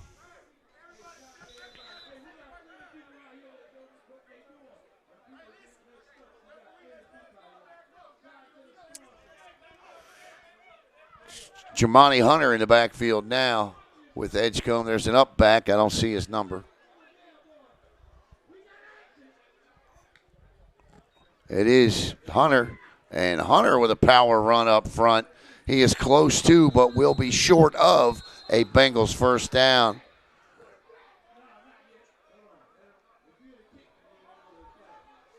Should be 4th and about a yard here.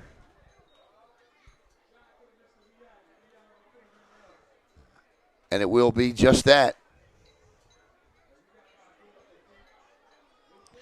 And right back to the line of scrimmage come the Bengals on 4th and 1.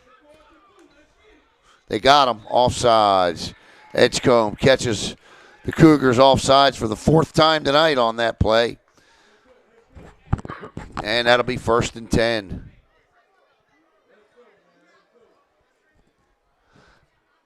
Alan Slaughter-Zinski coming to you live from Khalil Mack Field here in Fort Pierce.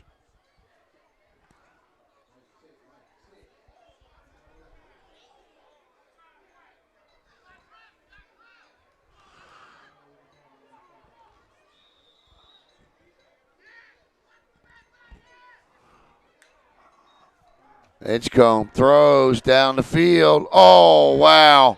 That's, all kinds of pass interference. And you know what? Intentional pass interference on that one. Yeah, I mean, he just figured I'm going to tackle him and pull him down. He was beat. He wasn't giving up 6, so he just tackled him. So it'll be 1st and 10 at the 17-yard line. I mean, he just ripped him down. You could throw pass interference, face mask, every horse collar. Throw it all there. Good read by Edgecombe on that one. So it's 1st and 10 inside.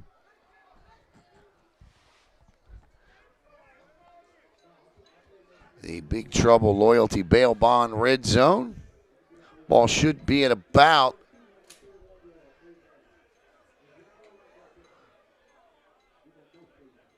I thought it was at about the 17, but my eyes may be deceiving me here. Say it's at the 23, so it's 1st and 10 at the 23, just outside the Big Trouble Loyalty Bail Bond red zone. 9:54 to play in You just get the feeling a touchdown here by the Bengals would put this away. You know what I mean? Oh, yeah, so they are going to move it up. That's what I thought it happened at. Yeah, okay, so it's at the 15. So it is 1st and 10 inside the Big Trouble Loyalty Bail Bonds red zone.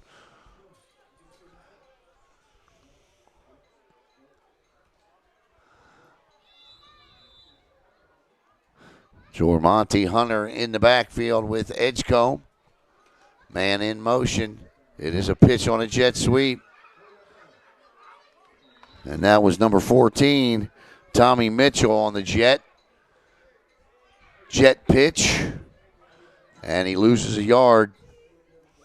I thought that took a little too long to develop.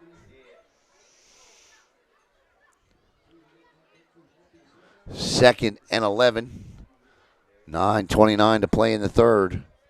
Bengals looking to add to their 6-0 lead here.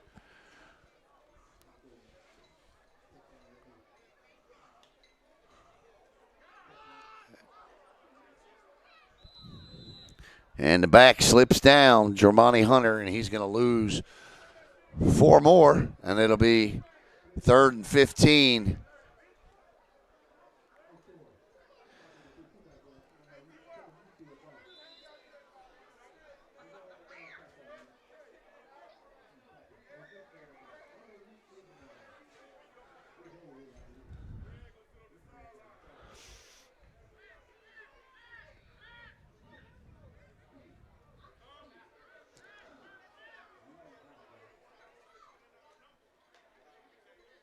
Didn't catch him that time. Better hurry, though. He ain't got much time left here. Edgecombe gets him set again.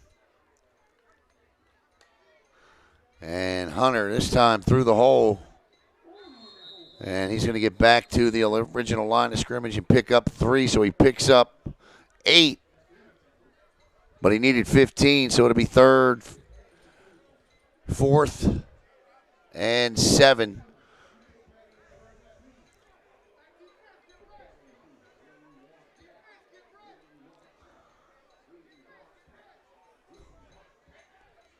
I like that little pass they were going to throw that got the pass interference. Throw that again. That was wide open. Shorten it up. A little button hook or a little hook here. Or that's a false start, I think. I think the left tackle moved on that one.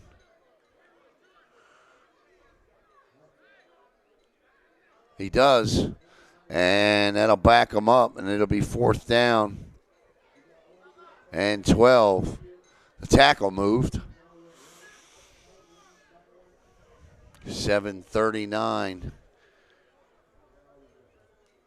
So 4th and 13 now.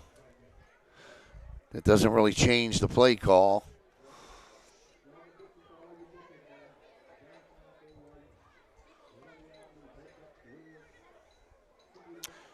Four wide receivers. Jormonte Hunter in the backfield. Edgecombe next to him. Edgecombe drops, throws. There's the out. And it'll be a turnover on downs. Got to get to the sticks. Got to get to the sticks. Run the route to the sticks. So that'll be a turnover on downs. 7:30 to play in the third. 1st and 10 for the Cougars. So they drive deep, but can't convert.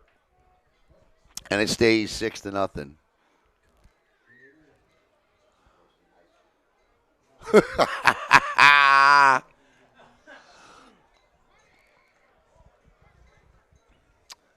like this press box, man. It's nicer than some of the ones we have.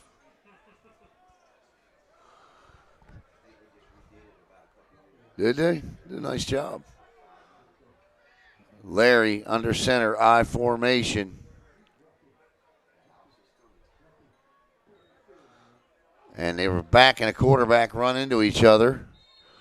And still picks up 2. 1, 2nd and 9.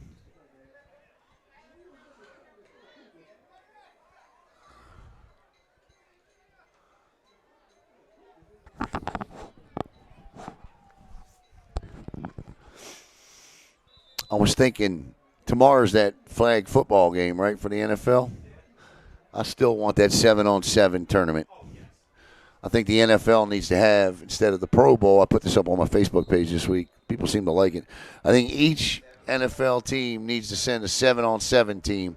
And I don't care if it's the backups or not, but have a 7-on-7 tournament and send each team send a squad. I think that'd be fun to watch. 6:35. And then you could even have teams could have a legacy player where a guy has retired in the last 5 years and thinks he can still play. Flag down on the far side of the field. So that's a good run. That's the best run of the night for the Cougars, but we got a flag.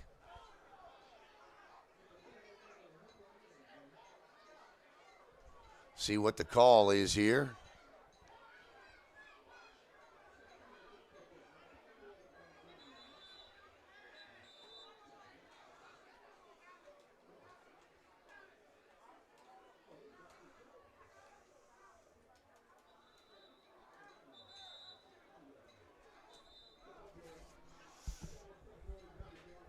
.6:23 to play in the third. Clock stopped for the penalty here. I'm still not sure what it is. Everybody's going to back up, though.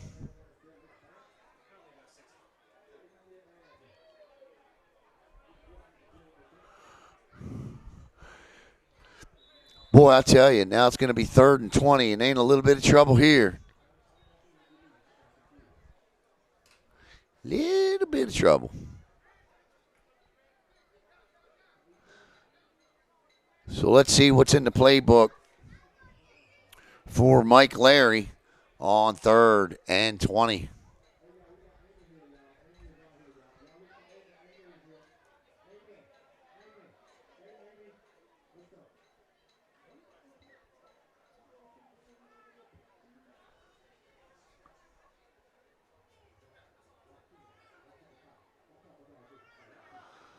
First time from the gun, Larry just throws it up. Oh, he caught it. Throws it up. Jump ball. Beats 2 defenders. Tre'Pavis Mobley comes down with it. First down, Cougars. That's the first down of the night for them. It's not a penalty. How about that throw? I think the catch, that is climbing the ladder. Good catch, young man. Good catch. Tre'Pavis Mobley goes up and gets it.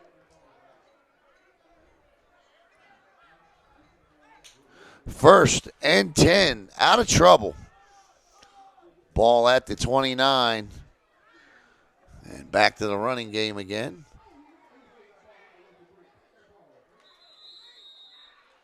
And that Bengals defensive front stops that in a hurry. And another flag is down.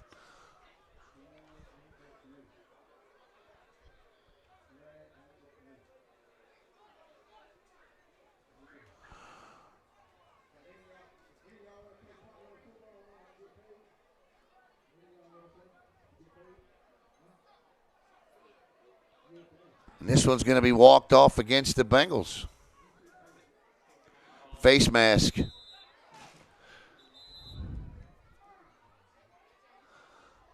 So they call a face mask penalty. Is it 5 or 15? Well, it looks like 15. So that's another Cougar first down, and the ball is now out beyond the 40 at the 43. And here comes Mike Larry leading a drive here for the Cougars.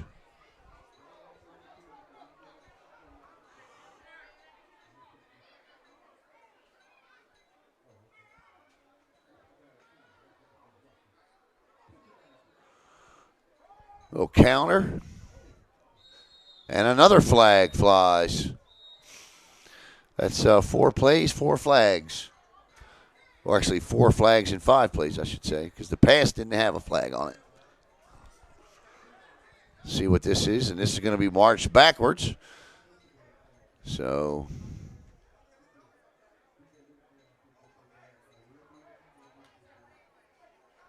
it's a hold.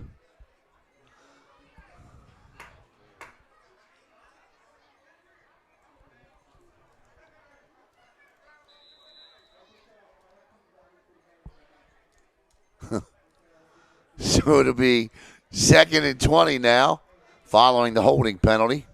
Ball back at the 34-yard line for the Cougars. Saturday night FCFL action here on BSN.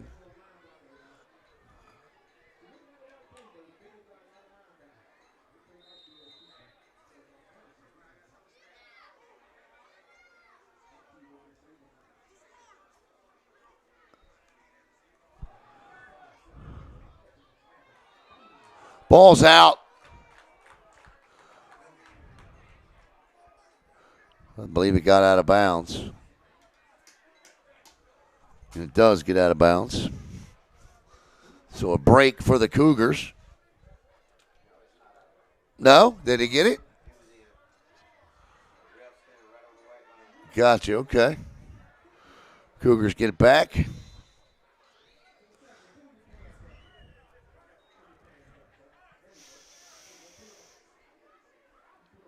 So that'll bring up 3rd down and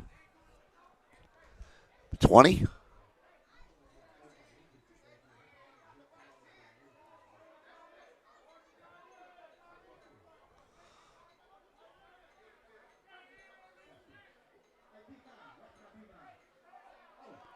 He just walked right over the line of scrimmage. Got back. Blitz. And incomplete. I'll tell you what. He's got an arm now. He's got to do something with it. Sorry about that. I'll get the camera straight here. 4th down and 20. A punting situation for sure.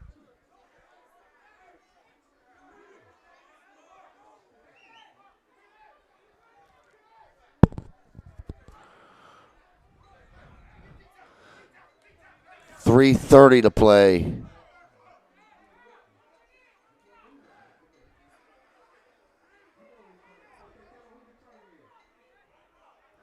And Speedy Knowles is standing at the 35.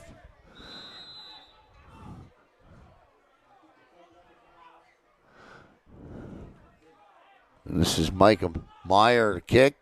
Bad snap, but he gets it off somehow.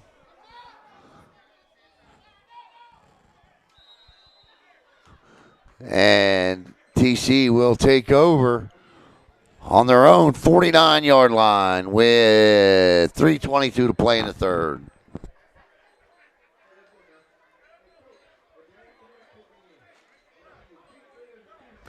And Edgecombe leads the offense back out onto the field. Have not seen Tyrone Smith yet. He was injured earlier. Speedy Knowles is in the game now.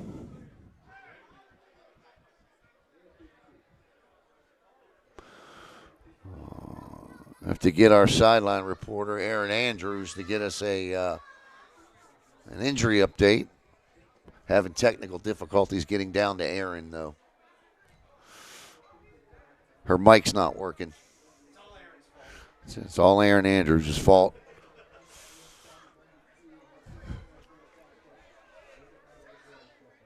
Michelle Tafoya, same thing on the other sideline. Her mic's not working either.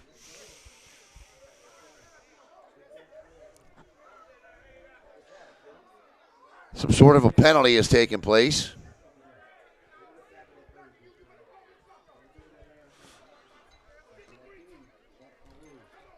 So it's 1st and 10. I believe it was on the punt when he knocked him down. So that's an unsportsmanlike conduct. That's a 15-yarder. That one hurts. Speedy.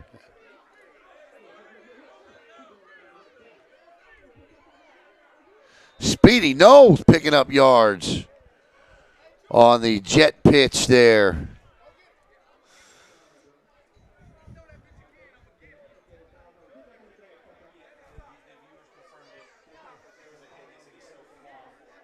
He what? I got you.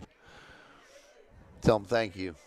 I'll tell him thank you. I got the mic. Thank you. Yeah, right. I'm telling you to thank him. I'm the one talking.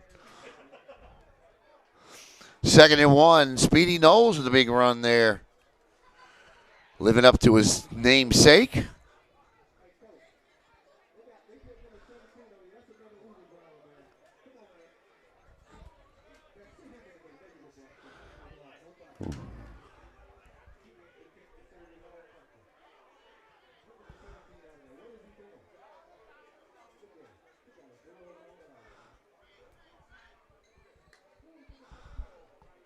And a busted play, and Edgecombe on a busted play turns out to be the biggest run of the night at near 20 yards.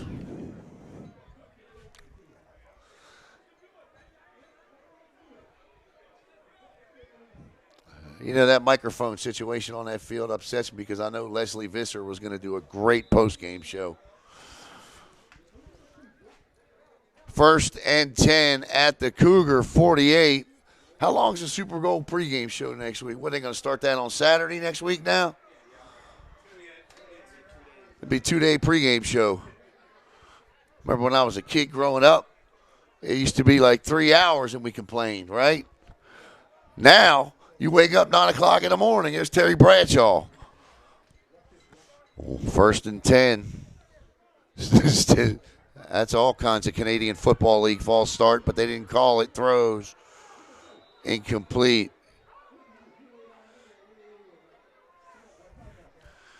Put a wide receiver on the near side here. He just took off about a second before the ball snapped. And, hey, man, if you can get away with it, do it.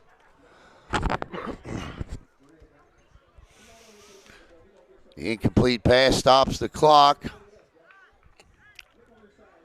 That was Tommy Mitchell flashing that speed for the CFL scouts in the stands.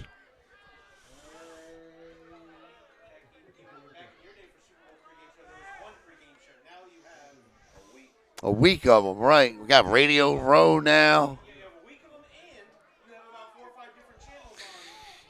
I'll tell you a quick story coming up here about Radio Row when that's why I don't go anymore. 2:57.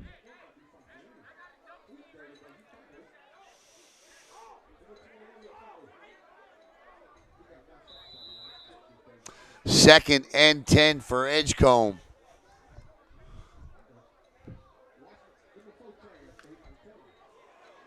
Turns, gives. Nice run up the middle.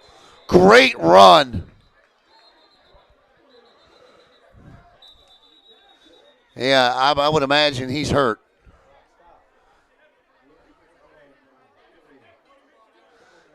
He got down and tried to tackle the running back, which was Jormani Hunter. Hunter had a full head of steam, and he just absolutely barreled the DB. And I imagine that hurt. 2:51, 1st and 10. Good drive here for the Bengals. Said, why? Yep, it's winding.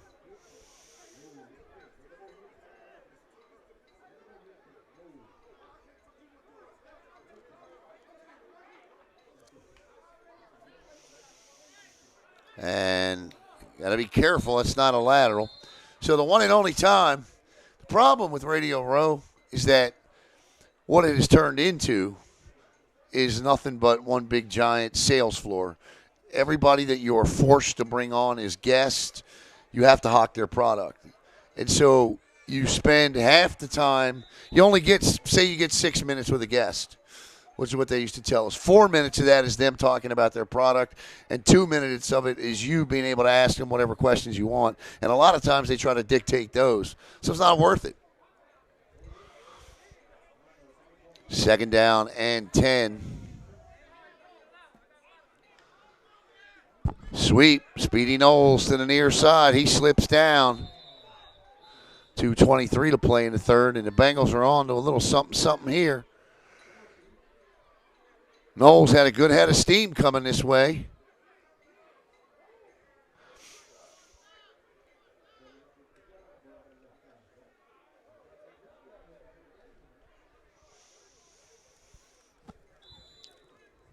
Third and 9 now. 4 down territory.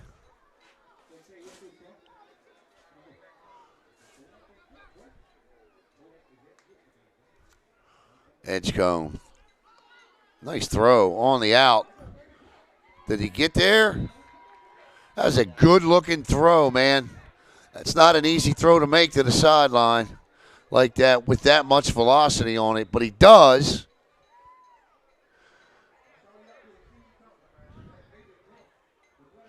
And I believe that's LeGarrette Richardson over there that caught that.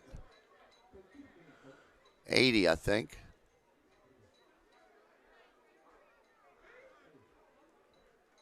If it's not 80, it's 85, which is Thomas Fulton. So it's 4th and 1. He's a yard short. Obvious go-for-it situation. Knowles has looked good running the ball on the drive, save for the cut and the slip. So I think you just got to turn and give it to Knowles and let him try to fight for that yard. Or do what they do now in the NFL, and that is just put 8 people behind him and let him push him 4 yards.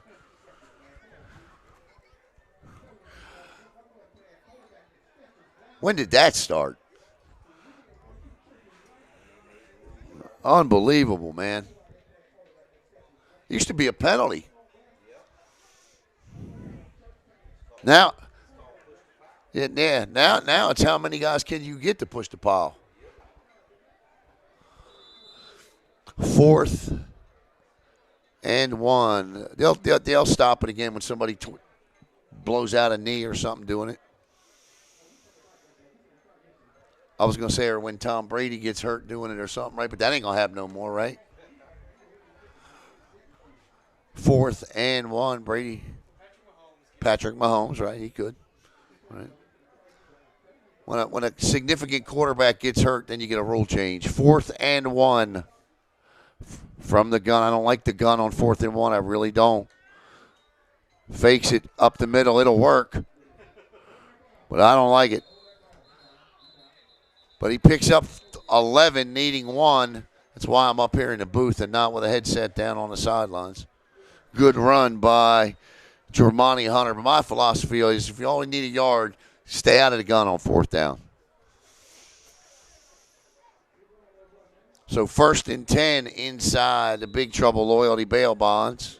Red zone. Great drive by the Bengals. Their best of the night. This is Jormani Hunter again. He cuts back, picks up 5. 6, 2nd and 4.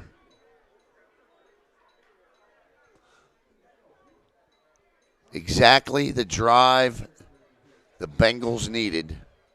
Wearing down a team that don't have a lot of depth on the sidelines right now. First game of the year, conditioning not where it's supposed to be, just leaning on them. 1 minute to play in the third. Edgecombe rolls right, throws, and in front of his wide receiver that time. That's on Edgecombe. Incomplete pass will stop the clock with 58.1 seconds to play. When Chavis Sears checks in. Donald Brown, I think if that ball's out in front of him, Brown walks in for 6.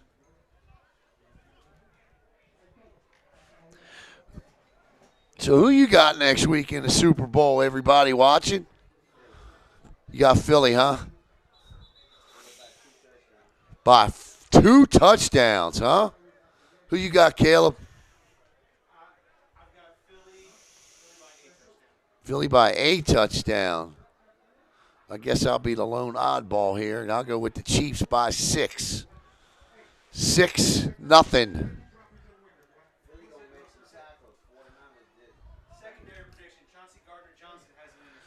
the Cocoa Tiger product. Chauncey Gardner-Johnson, Caleb says, will have an interception. Third year in a row, Cocoa Tiger's been in the Super Bowl. Last year, it was Javion Hawkins. Well, he was on the practice squad for the Rams. The year before, Jamel Dean for the Bucs. All three of those guys went to Cocoa High School, my neck of the woods. 3rd and 4. Turns, gives. What a time-consuming drive. Now you can run it.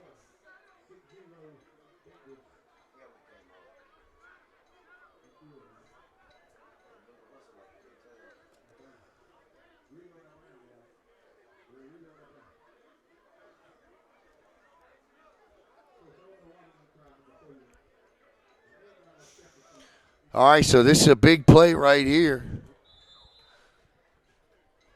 4th and 2.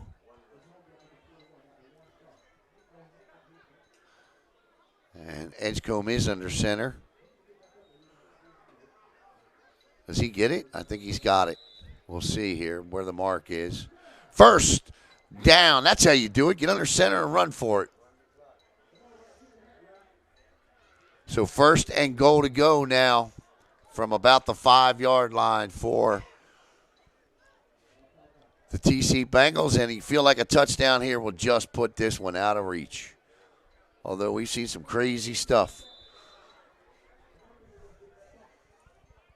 Edgecombe, give. Touchdown! Jormonte Hunter. And with 14.4 seconds to play in the third, 12-0 Bengals.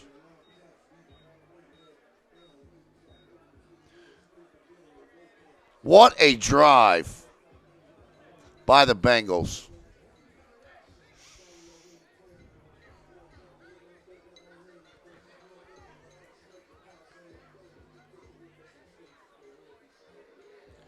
And now we'll get the 40-yard extra point.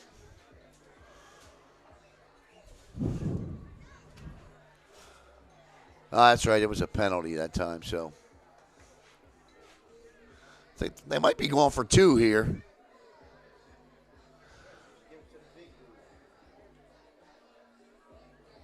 They are going to go for 2. Try to make it 14-0. And why not? You just wore them down on an 11-play drive. No, not. You don't even start the clock on the extra point.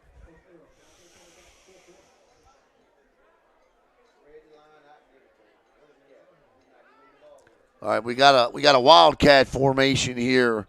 Ranchavis Sears is in a quarterback or in a running back with Edgecombe, and this is Sears going to try to get outside, and that's not going to work. And it's going to be, I thought it was a wildcat, but it's not. I didn't see Edgecombe. All right, 14.4 seconds to play in the third. And again, this season, honoring those that are no longer with us here with the TC Bengals. See the names on your screen.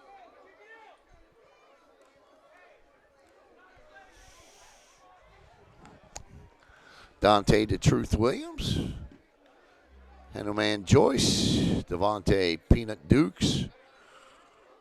Ronnie Head Jones. Larry Big Man Johnson. Cedric Wilcox. And Brian Triple Pryor. Rest in peace. 12-0 here for the TC Bengals. 14 touchdown in the first and a touchdown in the fourth. That one from 5 yards out by Jormonte Hunter. Hunter deserved that one.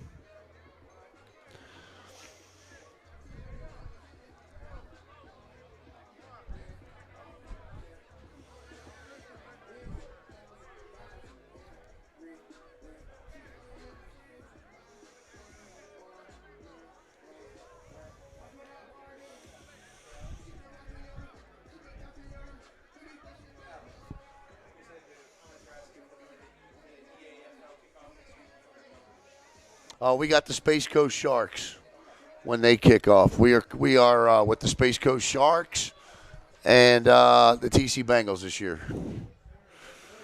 Two new teams, or the Bengals have come back, so that's our teams this year.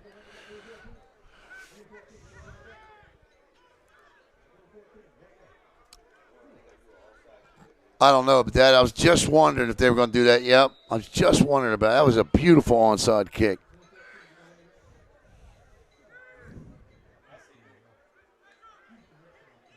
Michael James.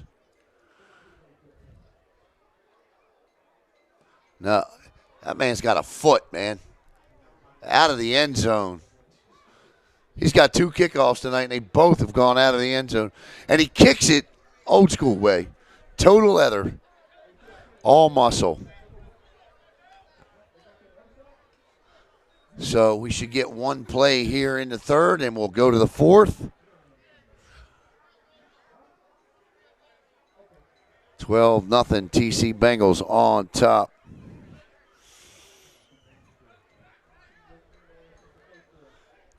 And the Bengals defense pitching a shutout, but turnovers, the name of this one tonight. And penalties. It is what you would expect from a first game when teams don't get to play a preseason game. But you can see, like, that offense coming together a little bit more here in that third quarter, putting that running drive together. A lot of factors wearing down that Cougar defensive front that's a little short on numbers here tonight. And Mike Larry back at quarterback.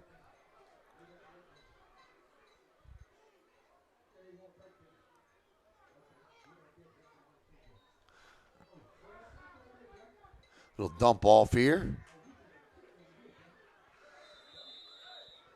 Good safe play. And that's a gain of 10. And it should be first and 10.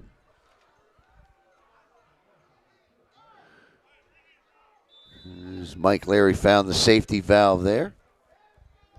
First and 10, 10 yards. Ball at the 30.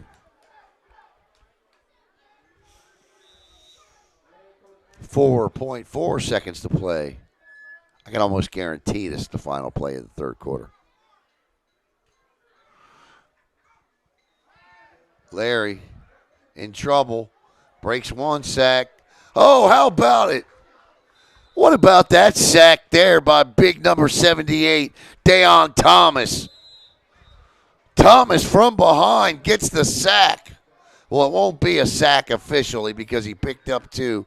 But Thomas certainly saved a gain of about 15 on that. And that'll take us to the end of the third quarter with your score. The TC Bengals 12, the Florida Cougars nothing.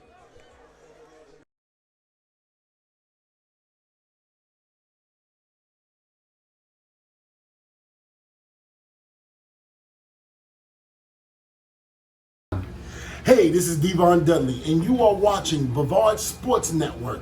Oh, my brother, testify. I'm Marcus May, and you're watching Brevard Sports Network. My man.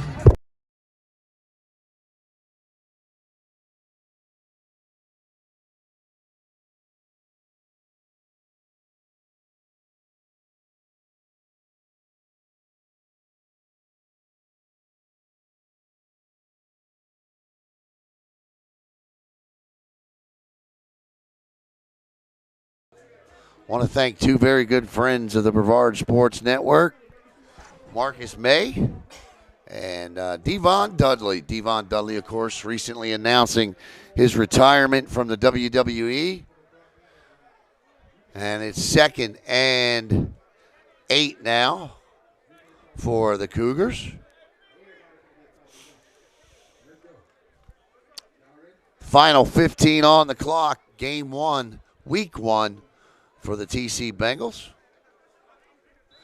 And while I know Big Meech is going to want to work on some things, he's got to be happy right now that his first time back out in a couple of years sees his team with a 2-score lead in the final quarter of play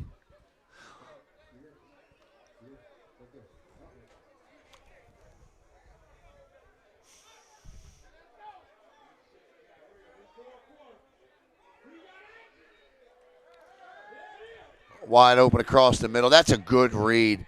Great read by Mike Larry. Looking across, looking across the middle. Tre'Pavis Mobley with his second catch of the night. 1st and 10. And that was a good read. He threw back across his body, which as an old quarterback coach I'd never encourage, but he made it work. 14:30 to play. And they need to score in a hurry here.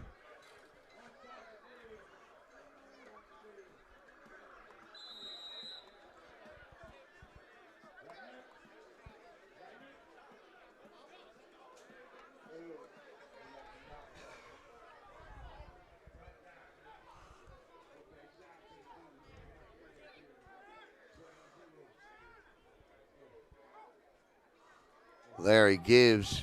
Oh, my goodness gracious. Forget about it.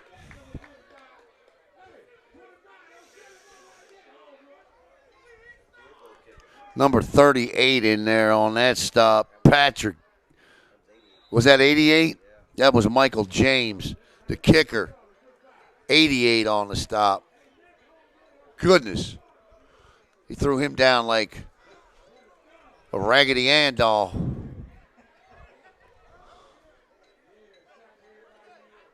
Second and 12.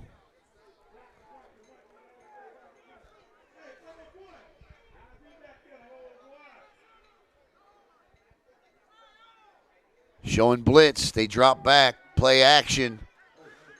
Larry rolls right, throws. Good, BB. Nice, BB. Good catch. Steve Myra on the reception. Good play by Myra. Saw his quarterback roll, stopped his route, turned, came back with him. And Mike Larry able to fire a dart for a first down. Ball at the TC Bengal 46. 13:02 to play. He gets out of bounds to stop the clock. Tell you what, Mike Larry's got an arm now.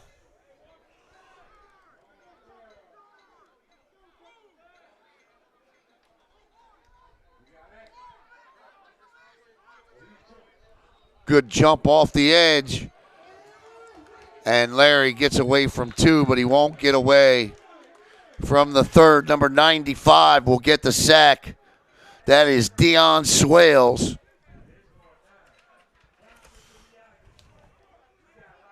Swales out of Sebastian River. Picks up the sack. 2nd and 14, 12, 30 to play.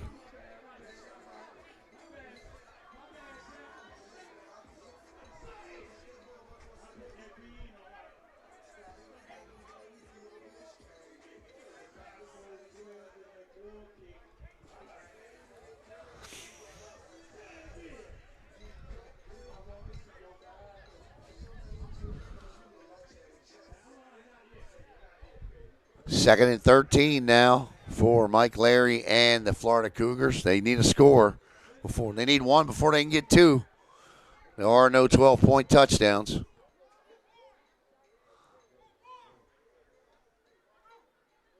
Although give it time. Oh, wow. Now let me just tell you this. As an old quarterback coach, right? Watch him throw that football. No mechanics. No mechanics. Doesn't move his feet, right? Just stopped and launched that thing about 45 yards. Can you imagine if he had his feet planted, had the arms up? My goodness gracious.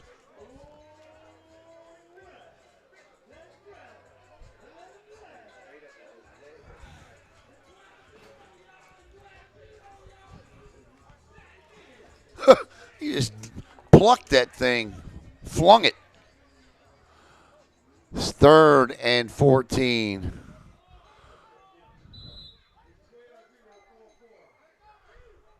.11:42 to play. The incomplete pass stops the clock. 3rd down. Bengals showing blitz. They back up. They rush 4, 5. Throws across the middle. Caught. And that is just a great hit. The bobble.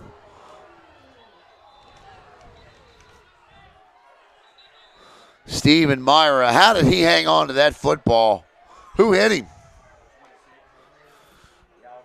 Abditas Joseph at a Bayside High absolutely laid the wood on him.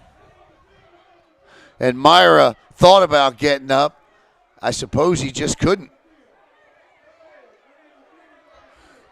And they're going to want a flag for a hit on a defenseless receiver. But the problem with that is this. He bobbled the football. That was a good hit.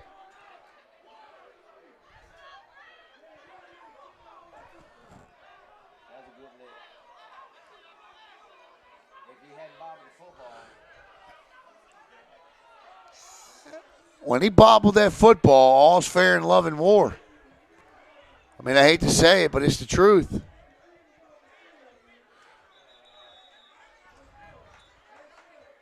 Now we got flags flying.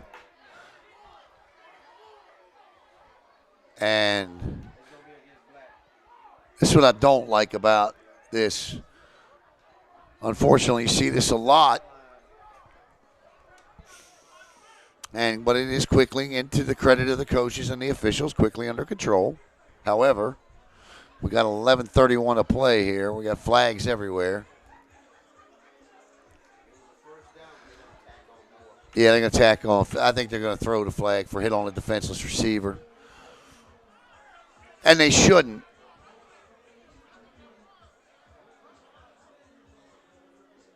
Now, I mean, it happened so fast. Unless he hit him in the head, which you can't do. You can't lead with your head.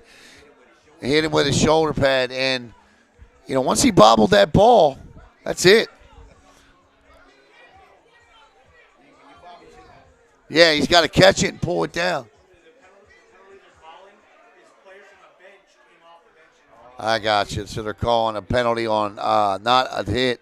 So the clean hit, but the penalty is coming off the field, coming off the bench onto the field.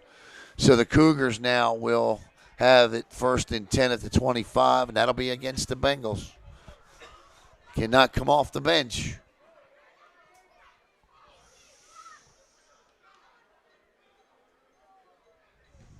Yeah, that was a lick. Good news is Myra's up and walking around over there on his own recourse. He thought about getting up, and he was like, I just don't think I can. As Ron White would say, I think I wanted to get up, I just didn't have the ability.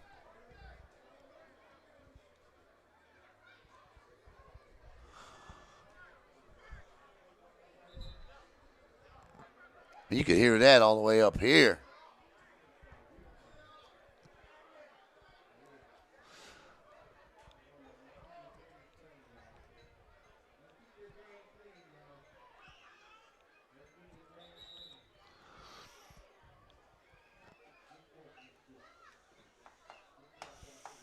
All right, so 1st and 10 at the 25.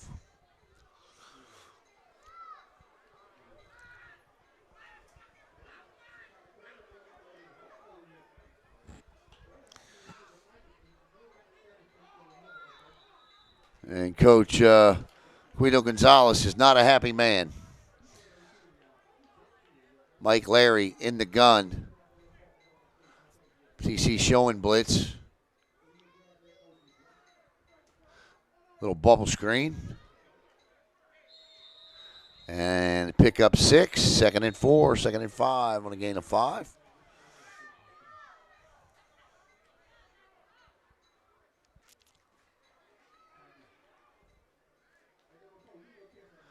Another flag. He picked it up. Yeah, he's got it in his hand. He picked it up. Sideline warning is what it is, yep. So the Cougars looking to get on the board here, and if they can, still plenty of time left in this one.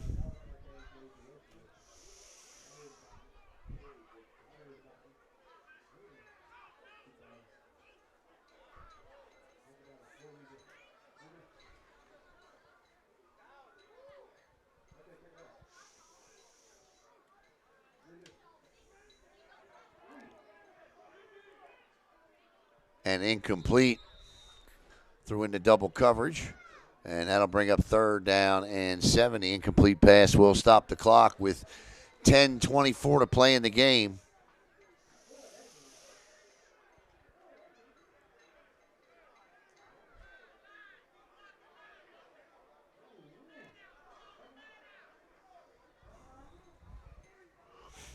Obviously 4 downs here, right?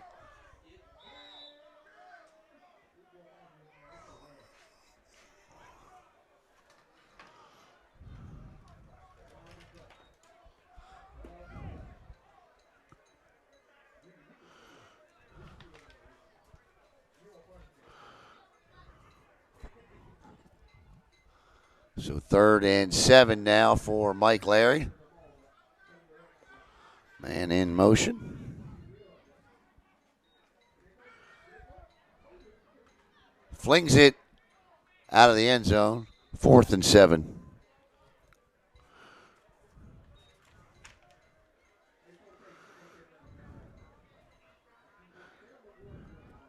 So next week, the Bengals will pay a visit to the defending FCFL champion Daytona Beach Broncos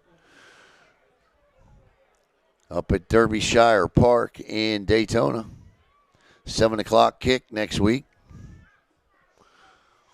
Right here on Brevard Sports Network.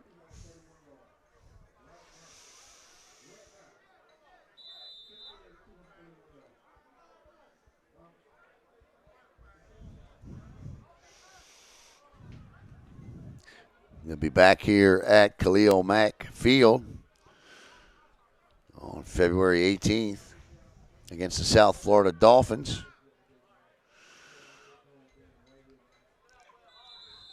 Then they'll go to Pompano. We won't have that one for you. Can't go to Pompano. Tried to work it out, just couldn't do it logistically for us.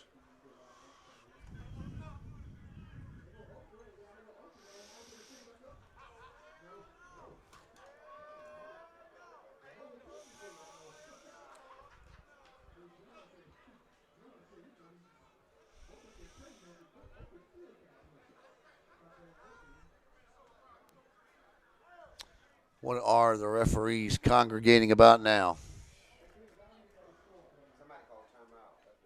So, okay, somebody called a timeout then.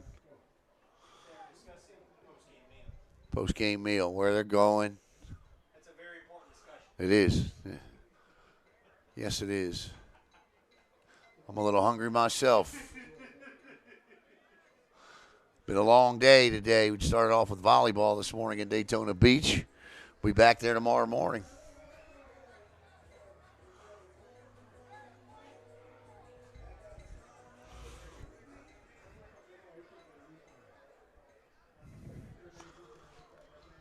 All right, 10-17 here. 4th down. This is the game, really, in my opinion, for the Cougars.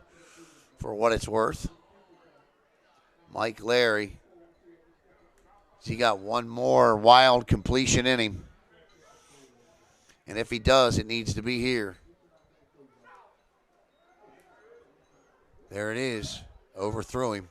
Turnover on down. Oh, my. Wow. And that's going to be a 1st down for the Cougars. Wow.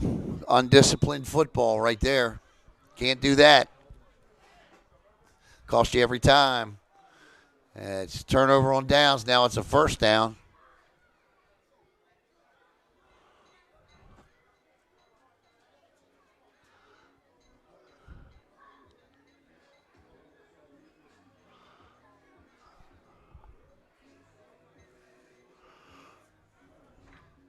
After the game, you got to find Big Meech and airdrop him those 4.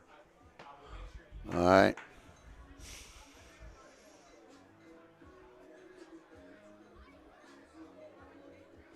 All right, so the undisciplined play leads to a 15-yard unsportsmanlike conduct penalty, and it's 1st and goal at the 5 now for the Cougars.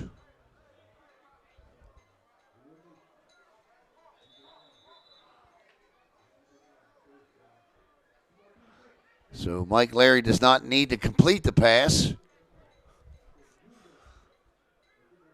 And they're still in this game.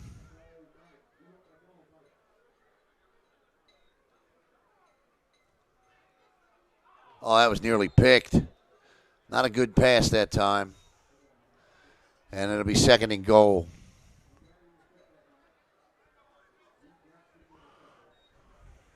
The ball was nearly picked off, and had it been picked off, who knows? Might have been a pick 6. Yeah. Once again, we want to thank Big Trouble Loyalty Bail Bonds, family owned and insured. At Big Trouble, there is no trouble too big, and their loyalty to the customer is never too small. 24/7 service. They're there to help you and your loved ones go through the entire process and get released quickly. For the service you deserve at the time you need it, call 772-461-5771 or visit online at www.BigTroubleLoyaltyBonds.com. Big Trouble Loyalty Bail Bonds is also located at 800 Virginia Avenue, Suite 9 in Fort Pierce. 2nd and goal, throws. Did he catch that? Incomplete. 3rd and goal. Yeah, no, I was getting that same feeling, run the ball. But now I think you got to throw it. Unless you got some kind of draw play you're pretty comfortable in right here. Quick draw, maybe a draw counter here from the gun. How about the old John Elway quarterback keeper up the middle? Act like you're going to throw the football, and then we got a flag too.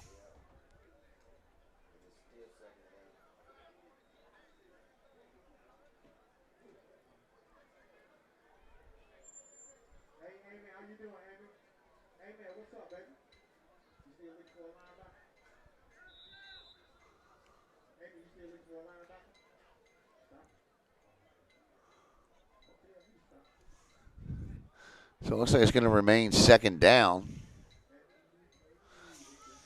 And the ball is about the 4 now.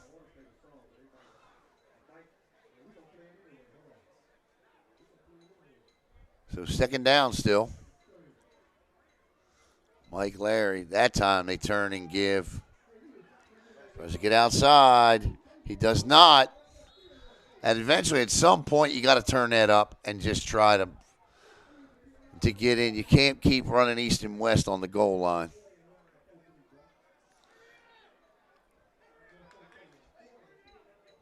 Third and goal. Yeah, I mean, if you see them flowing, you got to stop and try to cut up inside there. I mean, it's easier said than done, especially with the slick conditions the field is presented tonight. But still, you can't stretch it. Ball's at the 4, 3rd and 4. Mike Larry from the gun, backs to each side of him. That's it. Is he in? Ball's out. They're going to say 4th down. He's down.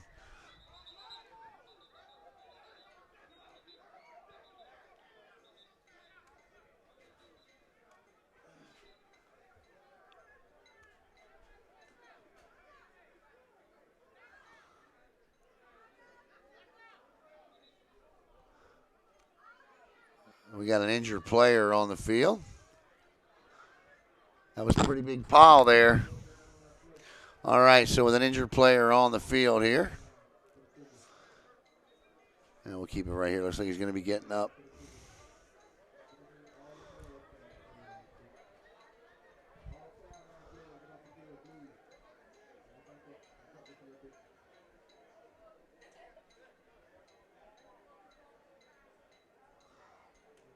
They're just going to pick him up, move him off.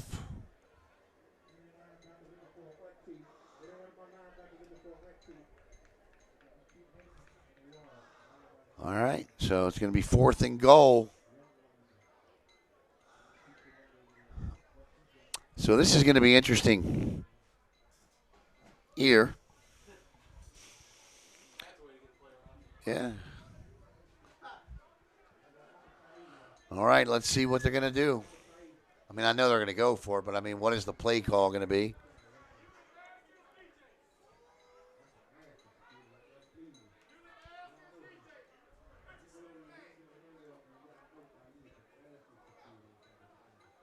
9:35 to play in the game. 12-0 Treasure Coast on top of the Cougars, the TC Bengals, with a touchdown in the first and a touchdown in the third.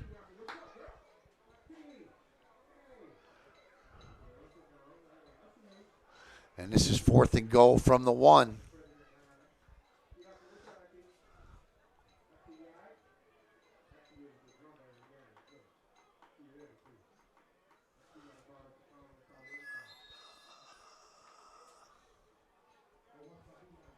Ball's just got across the plane.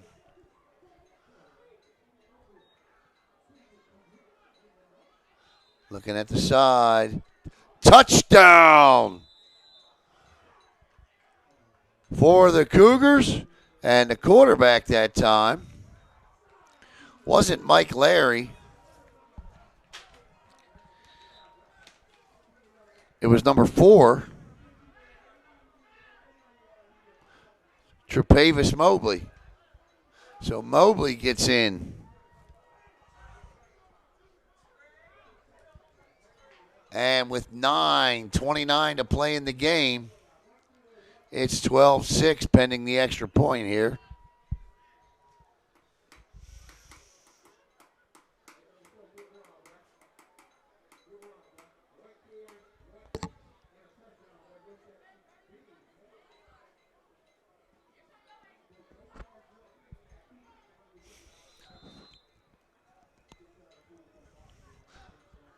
I can't imagine they have a kicker.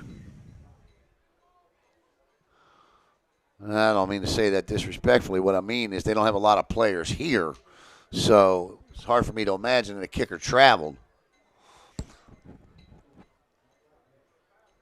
So they're going to go for 2 here.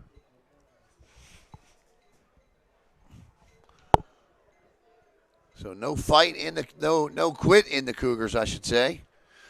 As they line up to go for 2. Mike Larry back in at quarterback here. He's got doubles. That means 2 wide receivers to each side. Throws. It was there. Should have been caught. And with 9:29 to play, we got whistles.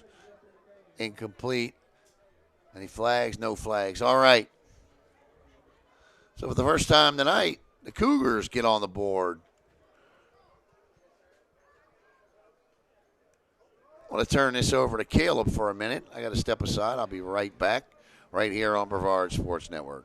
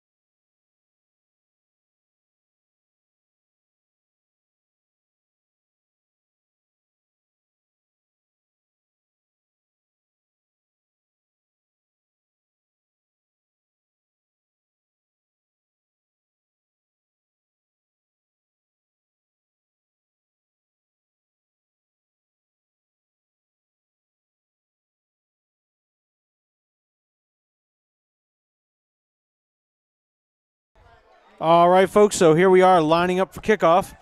Cougars completed the first step.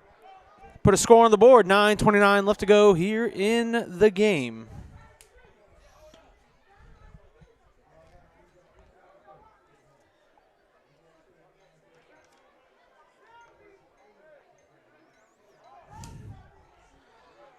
Alejandro Diaz set to do the kicking duties.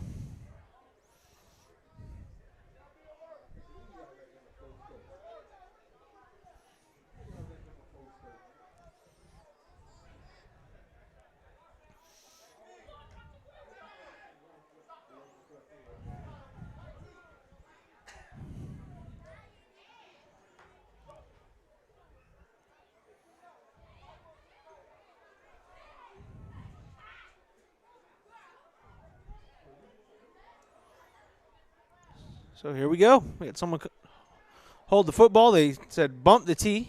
We don't need the tee. Watch this. Little squib kick. That one goes out of bounds. Good decision there by the Bengals to not recover it. Just let it go out of bounds and take over on the 45-yard line.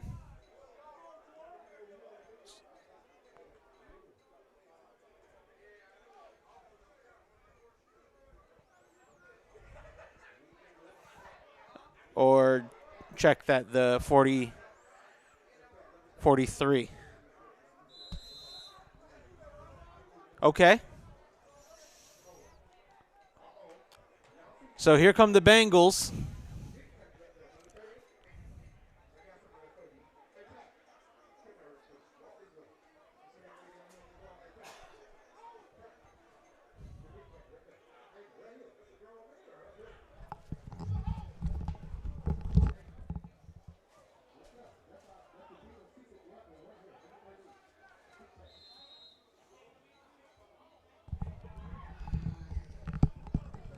So here come the Bengals. 9:26 left to go here in the game. Quarterback gets it to the back end. Look at him just coming like a bat out of you know where.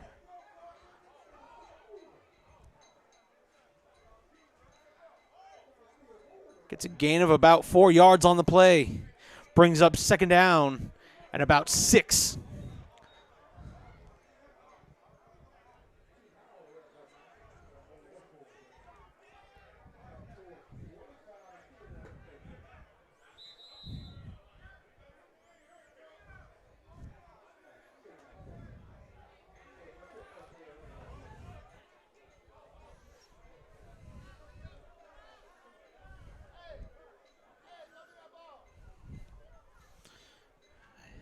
Gun with a wingback.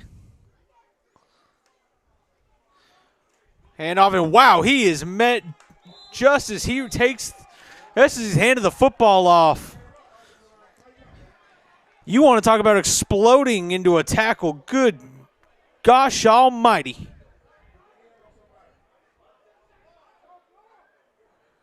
And that'll be a big loss.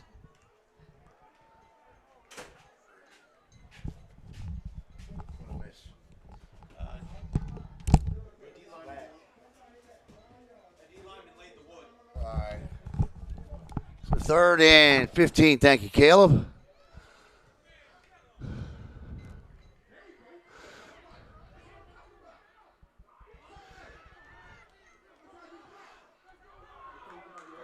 First down. Good run by Jormonte Hunter there. 7:38.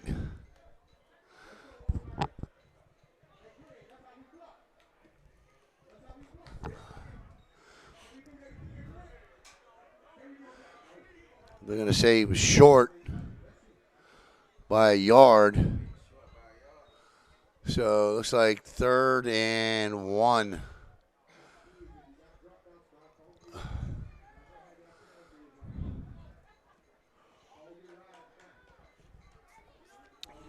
Take a shot right here.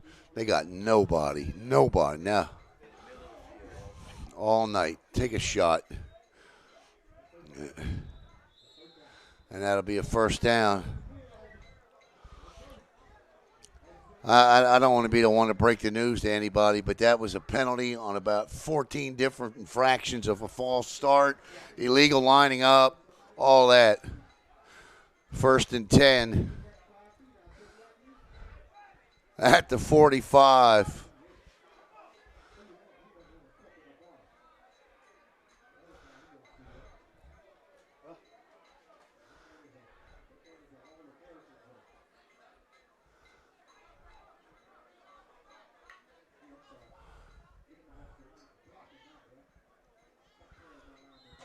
Gain of 1. 2nd and 10, maybe 9. And this is just wear them down, beat them up. And we got an injury on the field, so clock will stop for that.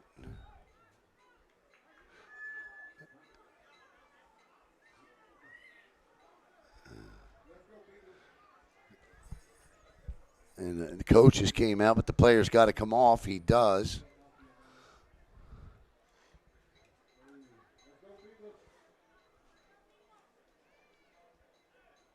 Second and 9 now for TC.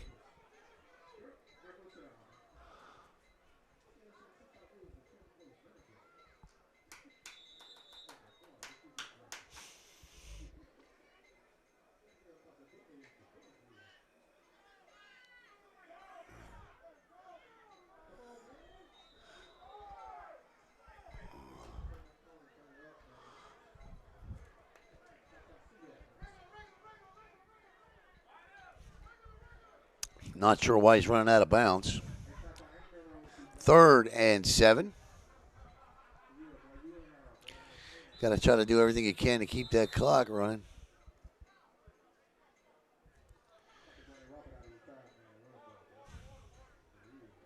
Timeout on the field.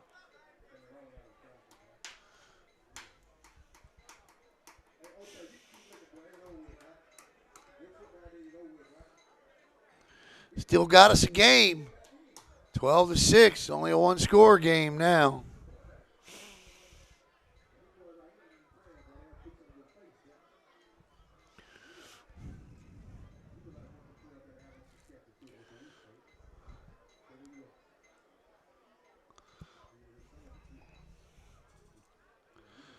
Who is that young man there? Does he play? Number 38? 39?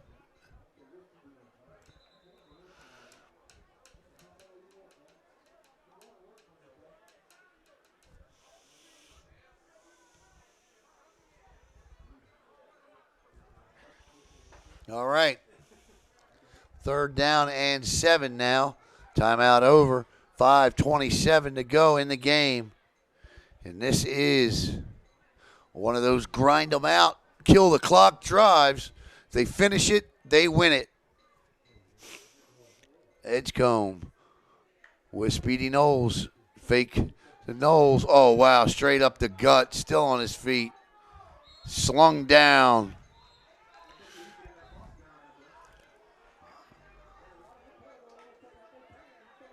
That's a good run there by Ranchavis Sears. And it's 1st and 10.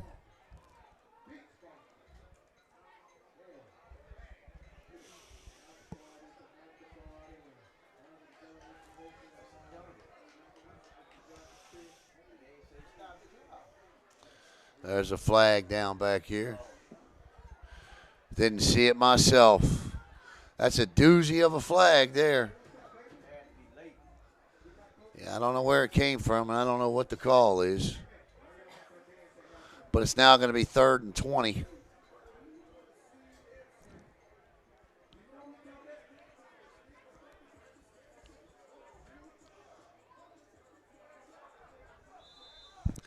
.452 to play in the game. And 3rd down.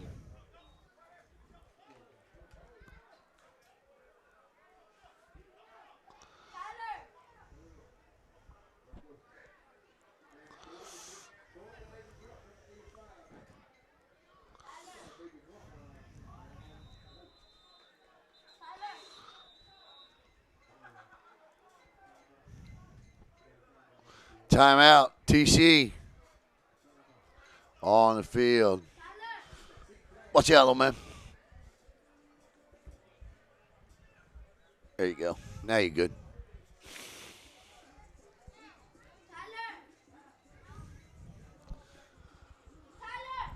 So 4:52.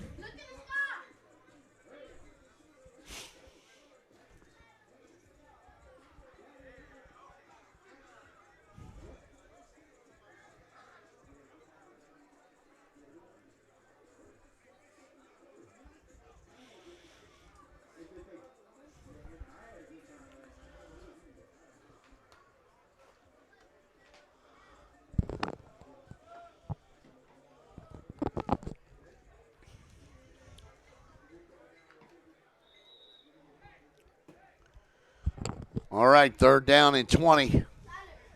Shh. Psst, hey. Psst. You got to be quiet, okay?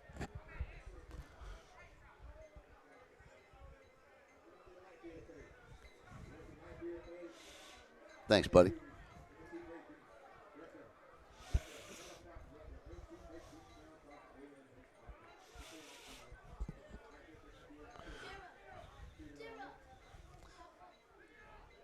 All right.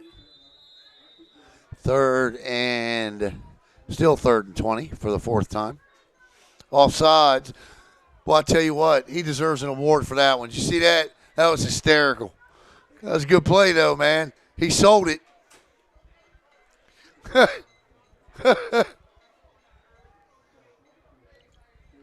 He went down like a soccer player in the World Cup.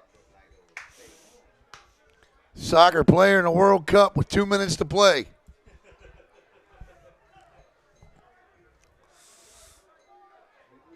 That's 5 yards for sure. No, it was funny, man. That was good. As an offensive lineman, you do whatever you can. That's right. WWE, here he comes.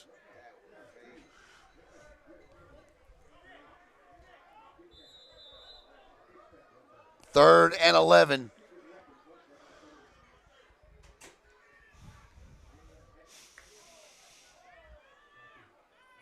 Edgecombe throws low. Incomplete. That'll stop the clock with 4:32 to play. And they're going to punt as Coach Meach calls for the punt team. So Cougars going to get the ball back here.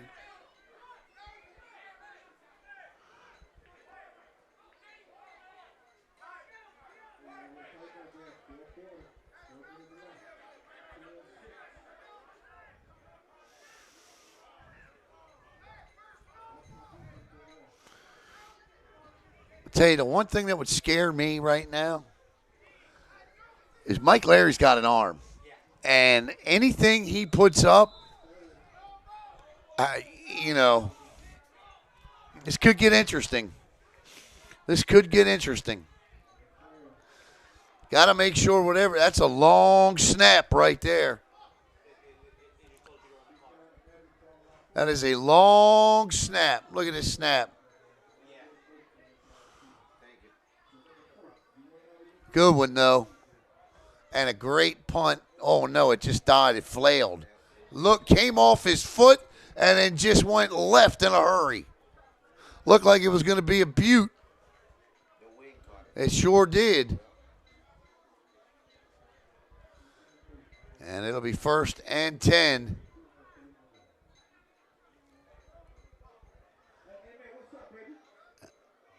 At the 39. So, here we go. They ain't got 6.5 minutes. They got 4 minutes and 18 seconds to get down the field.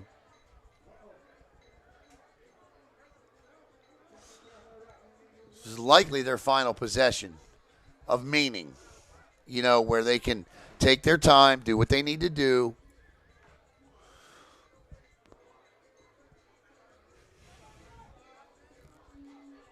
Without having to hurry to the line of scrimmage or spike the ball or any of that. But I would definitely, if I'm Mike Larry, I would tell Tre'Pavis Mobley, let's go do it again. Get out there, break off, I'll find you. Sandlot it a little bit.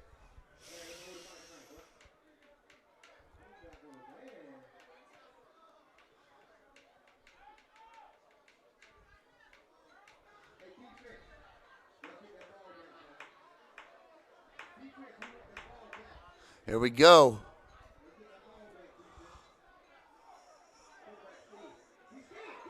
Ball's out, and the Bengals have it.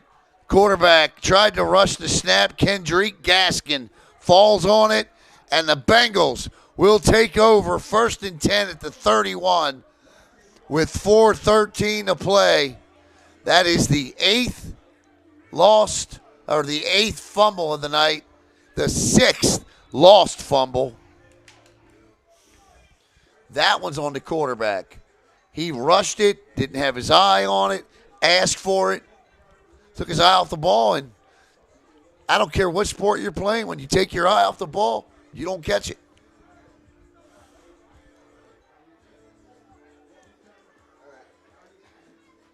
First and 10 at the 31 now for Edgecombe. I would turn and hand this thing off 13 times to number 13, Jermani Hunter.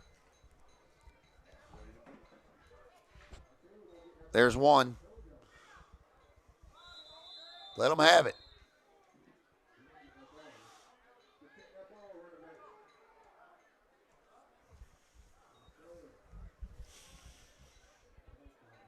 Second and 14.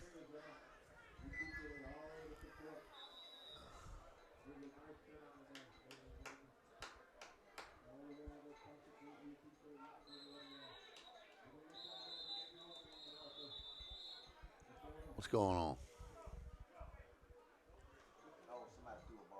Oh, got a ball on the field. Okay. Yeah.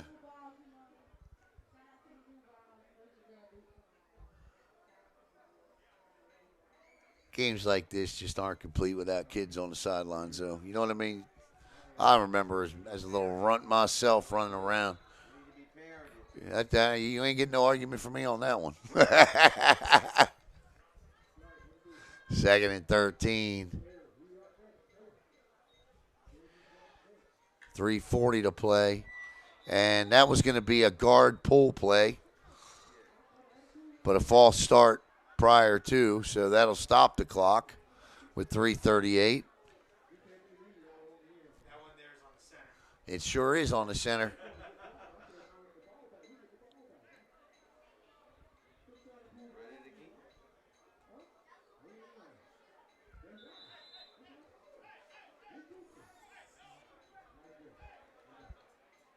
That's a long 5 yards right there, ain't it?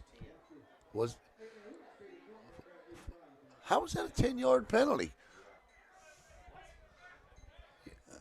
Okay, I missed something.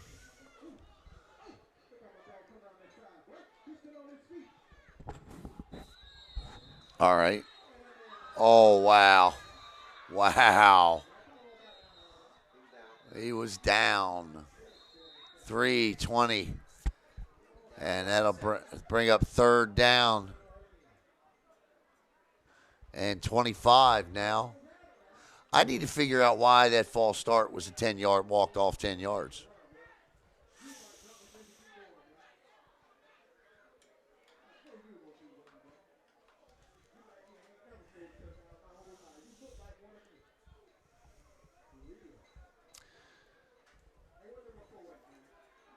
Under 3 to play.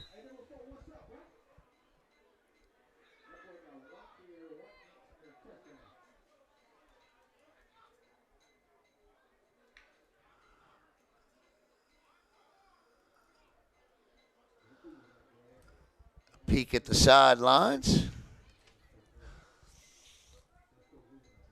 Third and 22, 23. Edgecombe in trouble.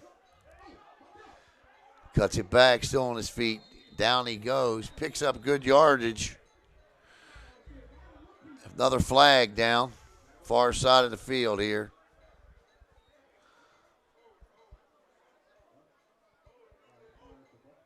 If it's a hold, it should be declined.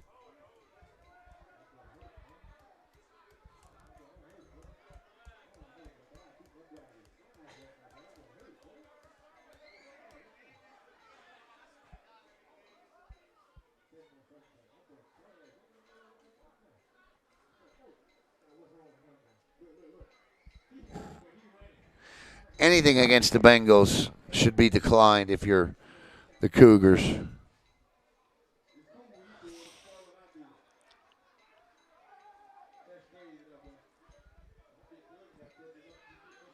But it looks like it was against the Cougars. Whistles.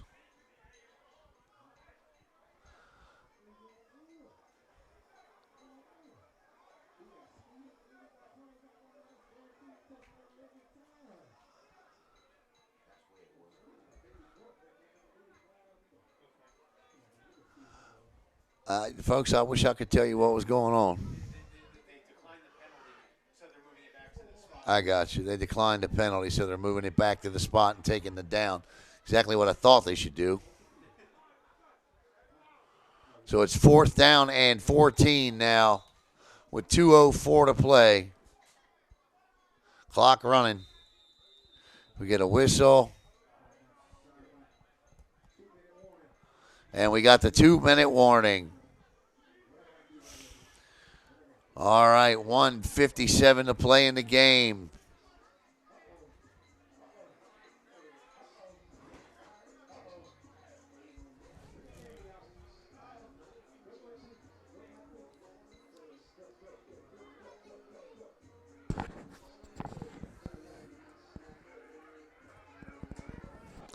Once again, we'd like to thank Big Trouble Loyalty Bail Bonds. Big John Meach out there coming back.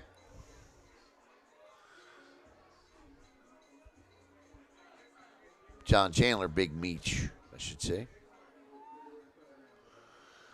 All right, final 1:57 of this one, 12-6. So if the Bengals don't pick this up, the Cougars will get the ball back with a whole lot of field.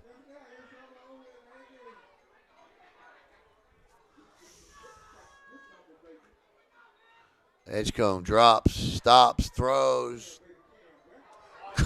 Caught! Down to the 5-yard line.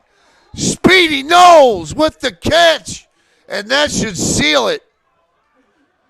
Best throw of the night, Speedy Knowles.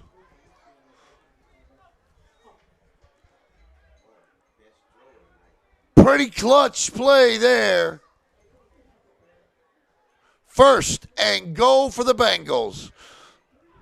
Edgecombe to Knowles, the longest pass play of the night.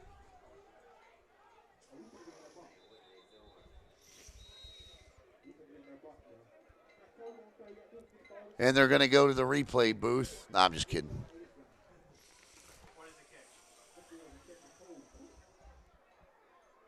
What a catch by Knowles. Speedy's the kind of guy, and it's tonight's the first time I've seen him play, but to me, he's the kind of guy you got to put the ball, you got to get the ball to him in space and let him do his thing. Bubble screens, whatever.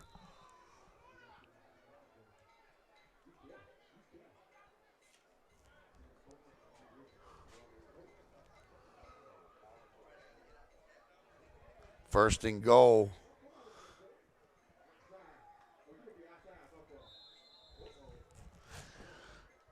And this is Jermani Hunter. 1:37 to play in the game, and it doesn't look like the Cougars have any interest in stopping the clock here.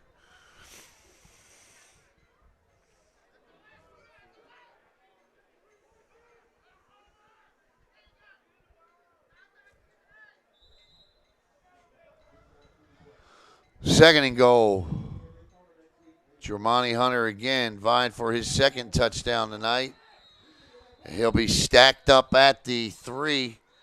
1 minute to play.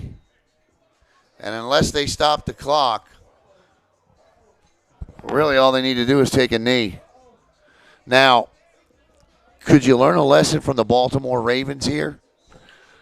And just take a knee instead of trying to turn it around and hand it off?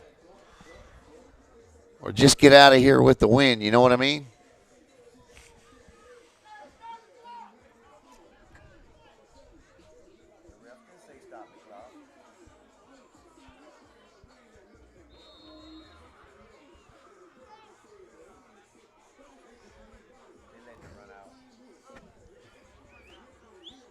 Yeah, they're going to let the clock run out, and that's going to do it. That's going to wrap it up.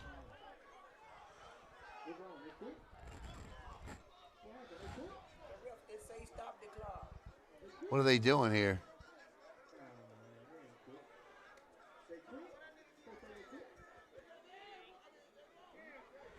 12 seconds on the clock now.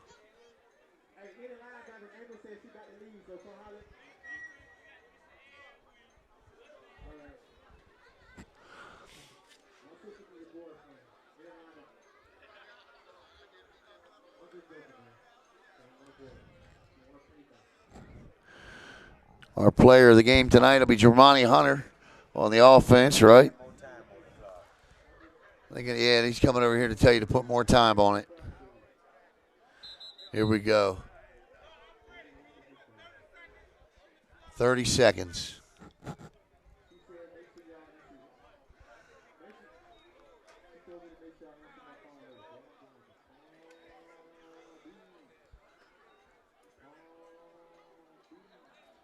.30 seconds on the clock. And now wind it. Yep. And now we winding it here. Final play of the game coming up. Better hurry up. He said stop the clock. And here comes the referee back. I got to show you this.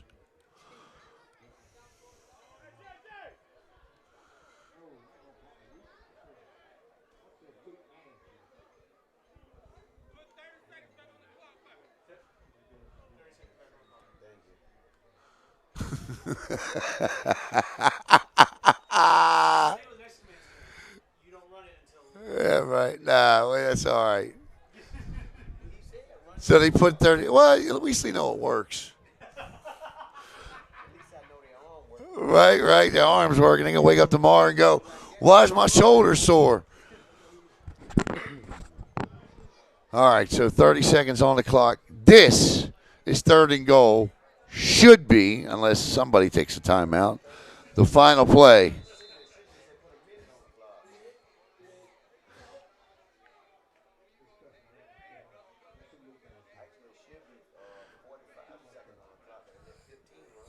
Edgecombe under center. Oh, he slipped and fell. Edgecombe's going to go down. And see, that's what I'm talking about right there. That's exactly what I'm talking about. What if he drops that ball?